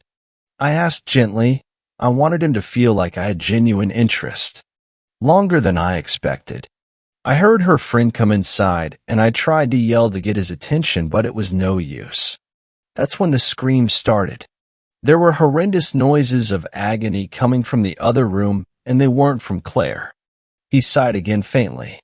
During the conversation, his entire body had begun turning a pale gray color, and the last bits of hair he had left fell to the floor. There was this squelching sound and another sound I can only liken to a saw cutting meat. I hated every moment being tied to that bed in our barely lit room. Where are you going with all of this, Marcus? Are you saying Claire killed her friend? She didn't just kill him, Derek. She ate him. What? I exclaimed vehemently as my stomach turned. Yeah, she ate him, and when she was full, she brought the scraps of what was left into the bedroom. She removed the gag and told me if I didn't eat, she would consume my flesh as well. Did you do it? I asked with curiosity. He looked down and then up before slowly nodding. I did. Marcus. Man, I don't know what to say. Just keep listening. He said solemnly. I had to hold my mouth open while she let the blood of her friend drip inside. She told me that if I did, then I'd never be sick again. I'd never worry about anything but eating. It made me remember all the times she had gone out for the night only to come back looking more youthful than before. I shifted in the chair and Marcus stared at my hands again for far too long. I was growing uncomfortable by his lustful gaze. The next time he spoke, his voice had diminished into something gravelly and hoarse. I did not fight her. I did what she asked. I hoped that she had just lost her mind, and when she was satisfied, I'd make my escape. But I was wrong. The flesh, that is, the consumption of it made me a new being. It gave me strength, vitality, and an iron constitution. I felt the best I had ever felt in years, but then came the hunger. Hunger? I questioned calmly, although I was reminded of when he mentioned how hungry he was at the rest area. Yes, Derek. The hunger for human flesh was insatiable. It didn't matter how much I ate. My body would feel like it had been further deprived of sustenance. I craved warm, running blood, almost like a vampire, and Claire did too. Before we knew it, we had slaughtered the entire town and nobody saw it coming. But after that, Claire, she turned into something feral, something less human and more animalistic. Like you are now? I asked with a hint of concern. Yes, she became this creature. It was grotesque and malformed. She wasn't my Claire anymore. So, I did what any loving partner would do. I put her out of her misery. You killed her. I ended her suffering. I see. That's when I came back down here. I couldn't live up there alone, but I also realized I couldn't be left alive at all. Derek, I desperately want to be with Claire again, whether there's still a place for my soul in heaven or if I'll be sentenced to an eternal hell for the things I've done. As long as Claire's there, I'll be happy. What are you saying exactly, Marcus? I want you to kill me. You, what? I admit, I chuckled a little because the notion was ridiculous. I want you to take the shotgun out of the gun safe and blow my fucking head off so I can't devour another innocent person. Marcus was being serious. I could tell by his tone, and the longer this conversation went on, the more his body changed. I finally managed to ask the question I desperately wanted to know the answer to. Did you eat someone at the rest area? I ate an entire family, he said without remorse. I didn't know what to say. What could you say? All I could do was gasp while remaining at a loss for words. I called the police from the pay phone afterwards, so they should be there now. He began harshly. I chose that particular rest area because the cameras don't work. I had staked it out before even coming to you. It was all planned. But I did it for you. For me. You ate an entire family for me. No, I mean, I made it so you couldn't be connected to what happened. The police are none the wiser, and in reality, you've done nothing wrong. This is fucked up, Marcus. I know. I'm sorry, Derek. I need you to honor my request now, though, before it's too late. What happens if I don't? I asked out of curiosity. Marcus stood up hulkingly tall and groaned a bellowing, low, rumbling roar. You cannot deny my desire for death. In my pain, like I ended the pain for Claire. His breathing was rapid and fierce, but he managed to calm himself down. I apologize for scaring you, he said in his gruff voice. Marcus, you were my best friend once. I can't kill you. You have to. This is why I came to you, because you still are my best friend, and I didn't want to ask a random stranger. They wouldn't understand, but you can understand. His face grew long, and it was accompanied by many painful grunts by Marcus. I need you to do this for me. I do not want to hurt anyone else. Even now the hunger calls to me. It is taking every ounce of strength I have left to resist lashing out at you and devouring every tasty morsel of flesh covering your ripe and ravishingly delicious body. He shook his head like a madman before his eyes met mine once again. Please, Derek. I am begging you. I don't know what changed in me, but hearing my once best friend pleading for his death no longer perturbed my emotions. I stared at his rapidly transforming body for an indeterminate amount of time before getting up and walking to the gun safe. It was already unlocked. He must have done that while I waited outside. I reached in and grabbed the only gun in the case, the shotgun Marcus had mentioned. I assumed it was already loaded. If Marcus had planned this much, then surely he planned that too. I walked back to the chair and sat down, and a gnarled, black-toothed grin spread on Marcus's veiny, gray face. Thank you, Derek. I can't live with myself any longer, and this is the best option. Do not take pity on me. Do not feel guilty or ashamed. Take pride in the fact that you have expelled a ruthless creature from this world. I pumped the shotgun and aimed it at his head. My heart was pounding and my hands were sweating. Oh, one more thing, he remarked. In the glove box of the SUV are my life savings. Take it all and do with it what you will. I ask that you never tell my mother about this, or anyone else. It will be our secret. He then took one last deep breath. Okay, I'm ready. Do it. Just as I was pulling the trigger, Marcus's body twisted and contorted into a far more disturbing visage, and as the shot rang throughout the cabin, his blood and viscera splattered against the couch, the floors, the walls, and even the ceiling. His painful shrieking stopped, and his body ceased all movements. It was over. I sat there with the shotgun in my lap, still aimed at Marcus's corpse for most of the day. I couldn't bring myself to get up, or do anything else but stare at my headless former best friend. Eventually, I found the will to stand. After I was on my wobbly 2 feet, I took a sheet from one of the bedrooms and draped it over Marcus. I searched the entire grounds of the cabin for a shovel because I wanted to bury him, but I couldn't find one. It was cold outside anyway, and I'm sure he wouldn't want me to die from digging his grave. I did, however, find some matches. It was the middle of winter, so I thought it would be better to just burn the cabin down. I didn't want Marcus's body to rot there on the cold couch, and as I dropped a lit match on it, the fabric immediately engulfed into a mighty blaze. I walked out of the cabin and got into the driver's seat of the SUV, and that's when I remembered Marcus had the keys. I couldn't help but laugh about the irony of it all. Marcus had left 10 grand in the glove box for me. I ended up having to hike down the driveway and up the road until someone stopped to pick me up. They drove me to the nearest town, Grand Marais, I think it was called. It was a small town, but the people were friendly. I rented a room at their local inn and have been here for 3 days just thinking about Marcus and what he went through. I thought about if I was responsible for the family he murdered and ate, but I had no idea what was going on at the time.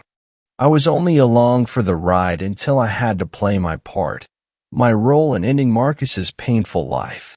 If your best friend, or even friend returns to you after having been gone and without contact for years, be careful if they ask for you to take a trip with them.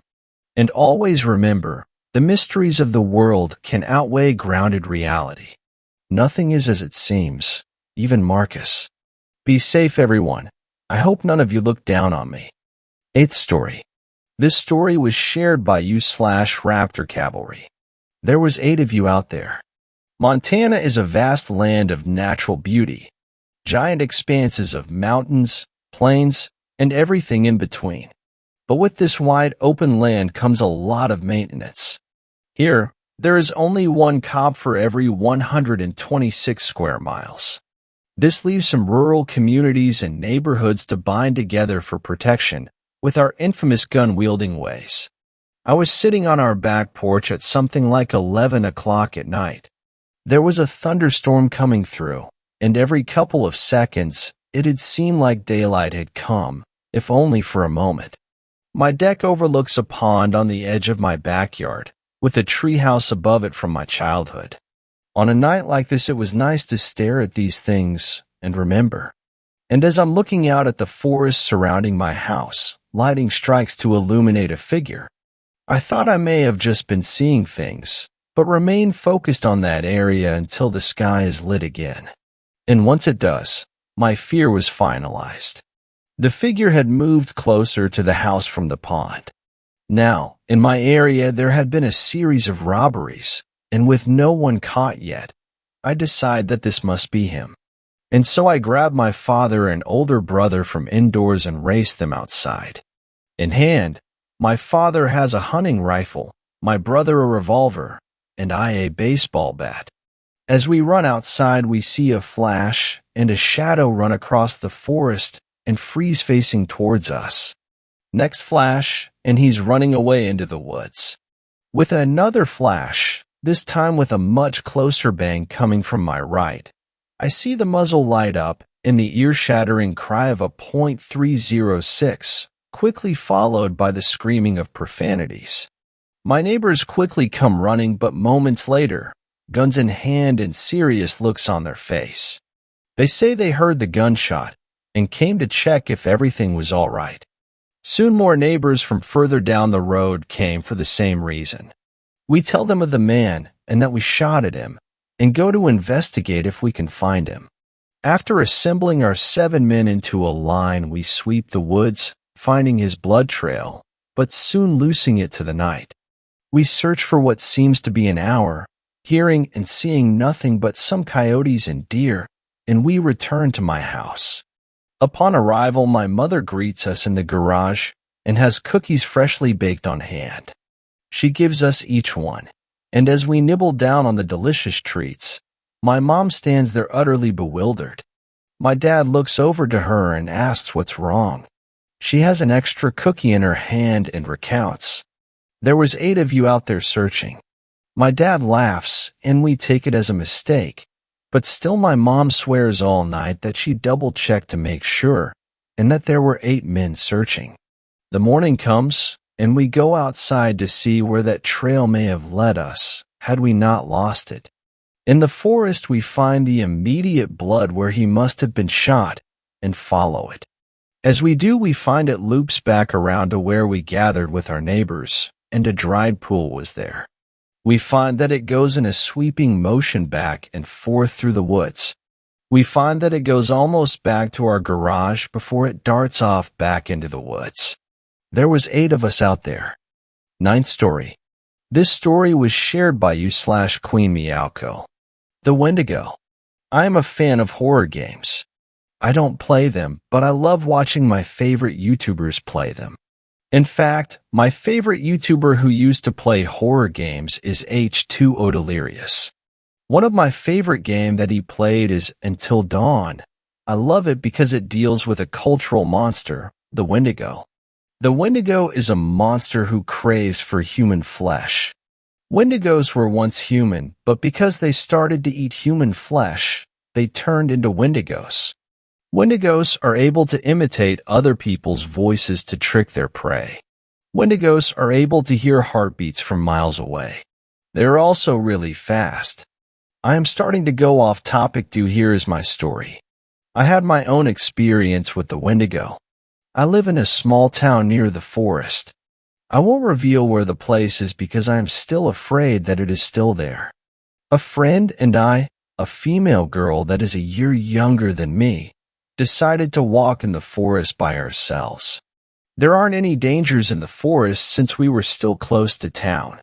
We stumbled upon a 2-story, worn-down cabin while walked near the outskirts of town. Most of the second story was non-existent. It seemed strange that it was still up and no one torn it down. Before I was born, the people of this town torn down all buildings in the forest for reasons unknown. I tried asking my parents, but their response is that it was very difficult to aid people who lived in the forest. Anyway, my friend and I got very curious and decided to check it out. We were quiet upon entering the cabin, which now that I am looking back at it, I am very thankful that we were quiet. At the time we were quiet in case there was a homeless man sleeping or a dangerous person in there. It was still daytime when we were exploring, so we had plenty of light in the cabin, but there was one part of the cabin that was covered up. There was a black tarp that covered a doorway to some room. We never went near the doorway. We were both scared that we would get jumped by someone.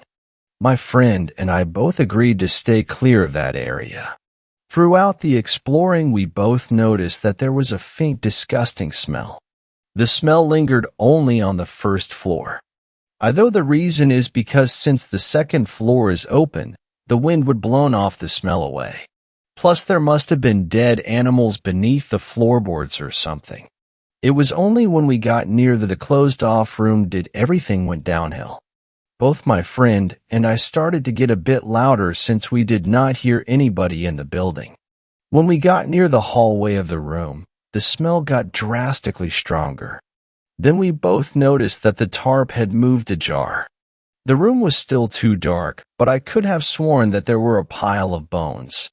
I noticed that my friend gotten slightly scared because neither one of us had gone 8 feet near the room. My first thought was that someone was living here and that we should get out quietly in case the person was dangerous. I signaled my friend to be quiet and to follow me towards the back exit. As we were about to leave, we heard a familiar voice. I looked at my friend and I could see in her face confusion. Then it spoke again. It was calling for help. We both continued to stand near our exit, frozen in shock. Who could it be? Why would anybody need help in this place? We explored this cabin and we know the area. You could hardly get hurt around here. I got rid of my shock and slowly I went near the shouts. My friend, upon realizing that I was making my way towards the shouts, pulled me back. She told me that it might be a trap and that I should not go any nearer to the person. She also said that the voice seems off. She does not understand why, but she knows that there is something off about the screams. No later when she said that, we heard some other people shout if the mysterious screaming person was okay. Quick movements were heard somewhere in the cabin. Fear struck us both, and we slowly walked backwards to the door. The movements that we heard seemed inhuman. The sound we heard is like the sound of the wind of a jump rope makes when going really fast. Not only that, but after the event, when my friend got the courage to speak about this event, she said that she saw a blur move across the room near where, maybe, the other people were at. By the time we were at the door, the other people came. They were 2 unfortunate men. They both looked around before seeing us. "Are you two okay?" one of them asked. We gave no response. We were still afraid what was in the house. One step forward towards us was enough. "Are you Dash?" He got cut off. The thing that was lurking in the shadows came out. It attacked the man. The thing was bony and the skin was pale and rotten. It looked human, but it clearly wasn't. The thing ripped the head of the poor man. We did not see the rest of it, for we booked out of the cabin and ran as fast as we could. All we heard is scream, but as soon as we heard it, it was cut off. Then there was another one, but this one was inhuman. We both did not stop until we reached the town. We never spoke to this event to anybody, not even when people have asked us if we were okay, since we both looked pale and out of breath. Be careful out there in the woods. You never know what might happen. May the Lord save you if you come across one of them. 10th story. This story was shared by you/Lilith Maynard. Ever heard of a skinwalker? I've avoided telling this story before because I want to believe that it wasn't real, that it was just a dream, but I've read so many similar encounters that I feel like maybe I should tell someone. Maybe it was real and something like this really lives out there. I wish I'd known it was possible back then. The story starts at my aunt's house. At the time, my mother and father were going through a divorce. I was about 11 and my younger sister was only 6. The details of the divorce don't really matter, but we were staying at my aunt's house with my mom until she could find a place she could afford on her own.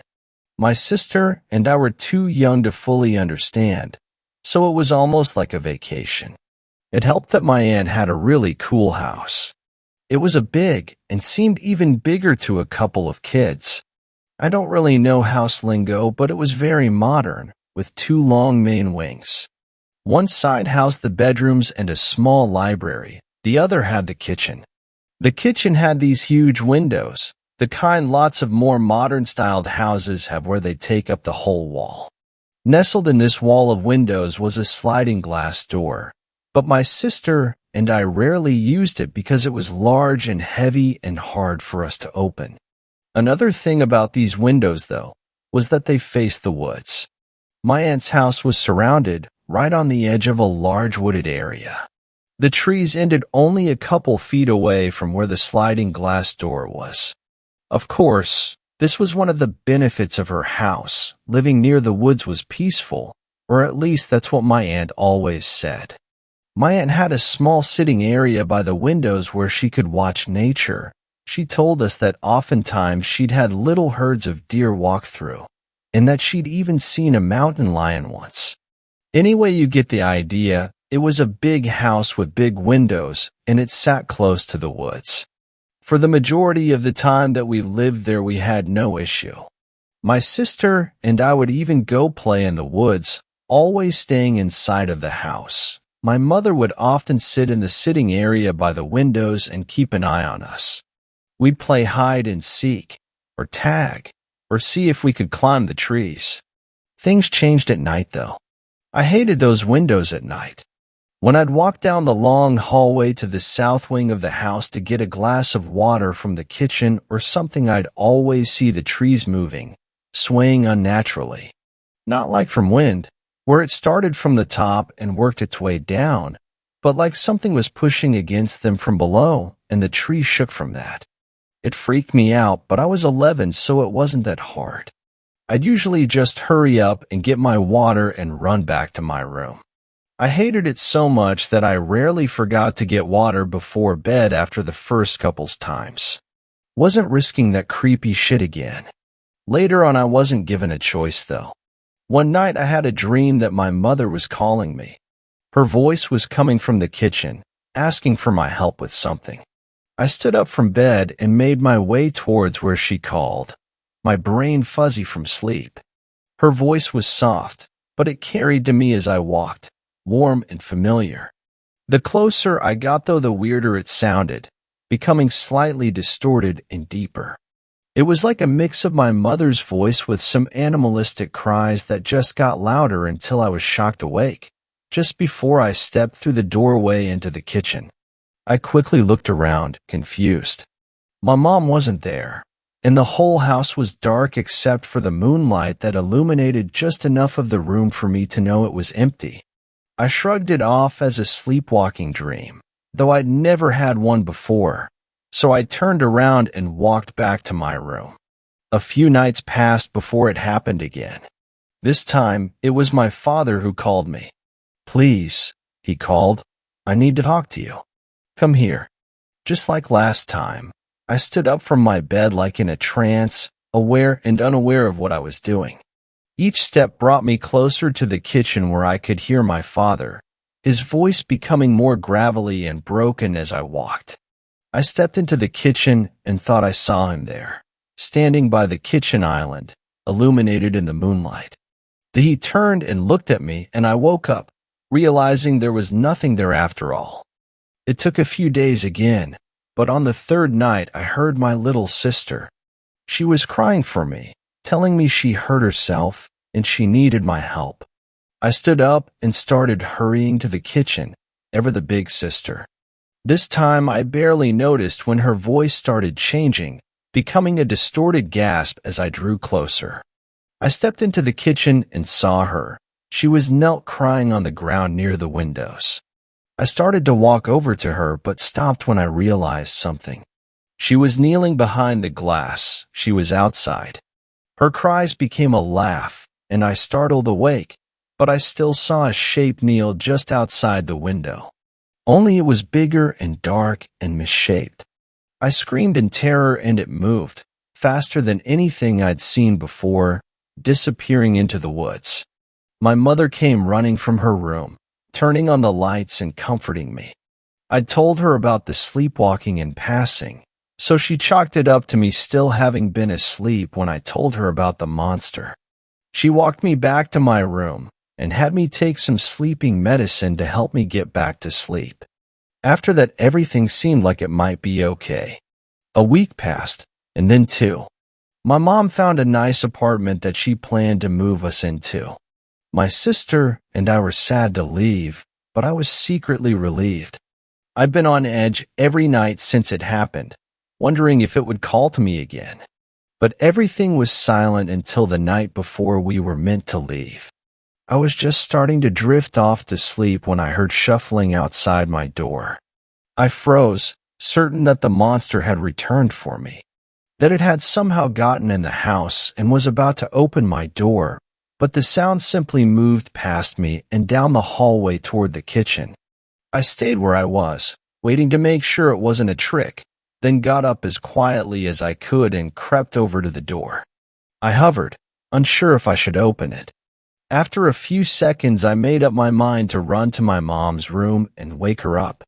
I slowly cracked open the door and peeked into the hallway towards where the sounds were coming from.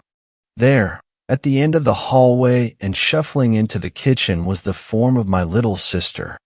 I blinked and then squeezed my eyes shut and opened them again, making sure I wasn't asleep. But no, she was real, and she was disappearing into the kitchen right before my eyes. As I realized this, I realized I could hear something, a kind of faraway moaning whine coming from the direction she was going. Dread ran up my body, and I looked down the hallway at my mom's door, the opposite direction that my sister was walking. Fear told me to run and get her first, but instinct moved my feet towards the kitchen where my sister had gone out of my sight. I ran as silently as I could down the hall and peered around the doorway to look for her. There she was. She was standing right in front of the windows, her eyes open but glazed. As I watched, I realized the trees were swaying the same way they used to, but much faster now, and the swaying seemed to be getting closer, moving towards us at an alarming speed. I could hear branches breaking and the trees creak in protest as something hit them, and the moaning whine I had heard from far away was getting louder, sounding like a dying animal. One tree was rocked so violently a flock of birds flew screaming out of it into the night air. As this was happening, my sister was reaching for something, the lock on the sliding door. Even at 11, I knew something was coming through the woods towards us, and it was running, sprinting, right at my sister. I ignored my brain screaming at me to run the other way and raced towards my sister. The noise was all-encompassing now. It had become a screeching so loud it sounded like it was all around me. I grabbed my sister around the waist, pulling her back just before her fingers touched the lock, and I pulled both of us behind the wall beside the windows, just out of sight. The sound stopped, the trees no longer swayed, and the screeching had fallen silent. I could hear my sister breathing frantically, but I held her mouth closed, willing her not to cry. My own breathing was shallow and fast, but as I tried to quiet it, I realized there was another sound.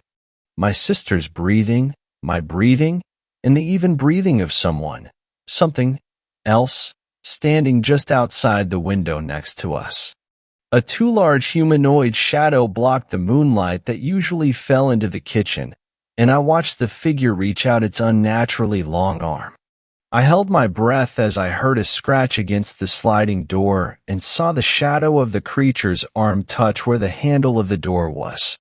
After a second, the creature withdrew its arm and let it fall to its side. Then it stood there, still for what felt like hours. Finally, the shadow shrunk, and I could hear whatever it was leave. The underbrush rustled and the trees swayed, but the sound moved away this time instead of towards us. Still, I didn't move. I waited until all traces of its presence was gone before I slowly pulled my sister away toward the hall, keeping out of sight of the windows as much as I could. My sister was crying as I led her down the hall, and I think I was squeezing her hand too tight, but I felt overwhelming relief as I opened the door to my mother's room and crawled into her bed. My mother never believed us, of course, and we moved away the next day. I refused to return to my aunt's house ever since, and she eventually moved away. I've never had an encounter like that again, but that might be because I stay away from the woods like a plague now. If you're a fan of hiking or camping or living near nature, all I can say to you is good luck. Thanks a lot for watching the video till the end. Subscribe to our channel Horror in Detail. Drop your opinions/suggestions in the comments section, and like the video as it helps with the YouTube algorithm.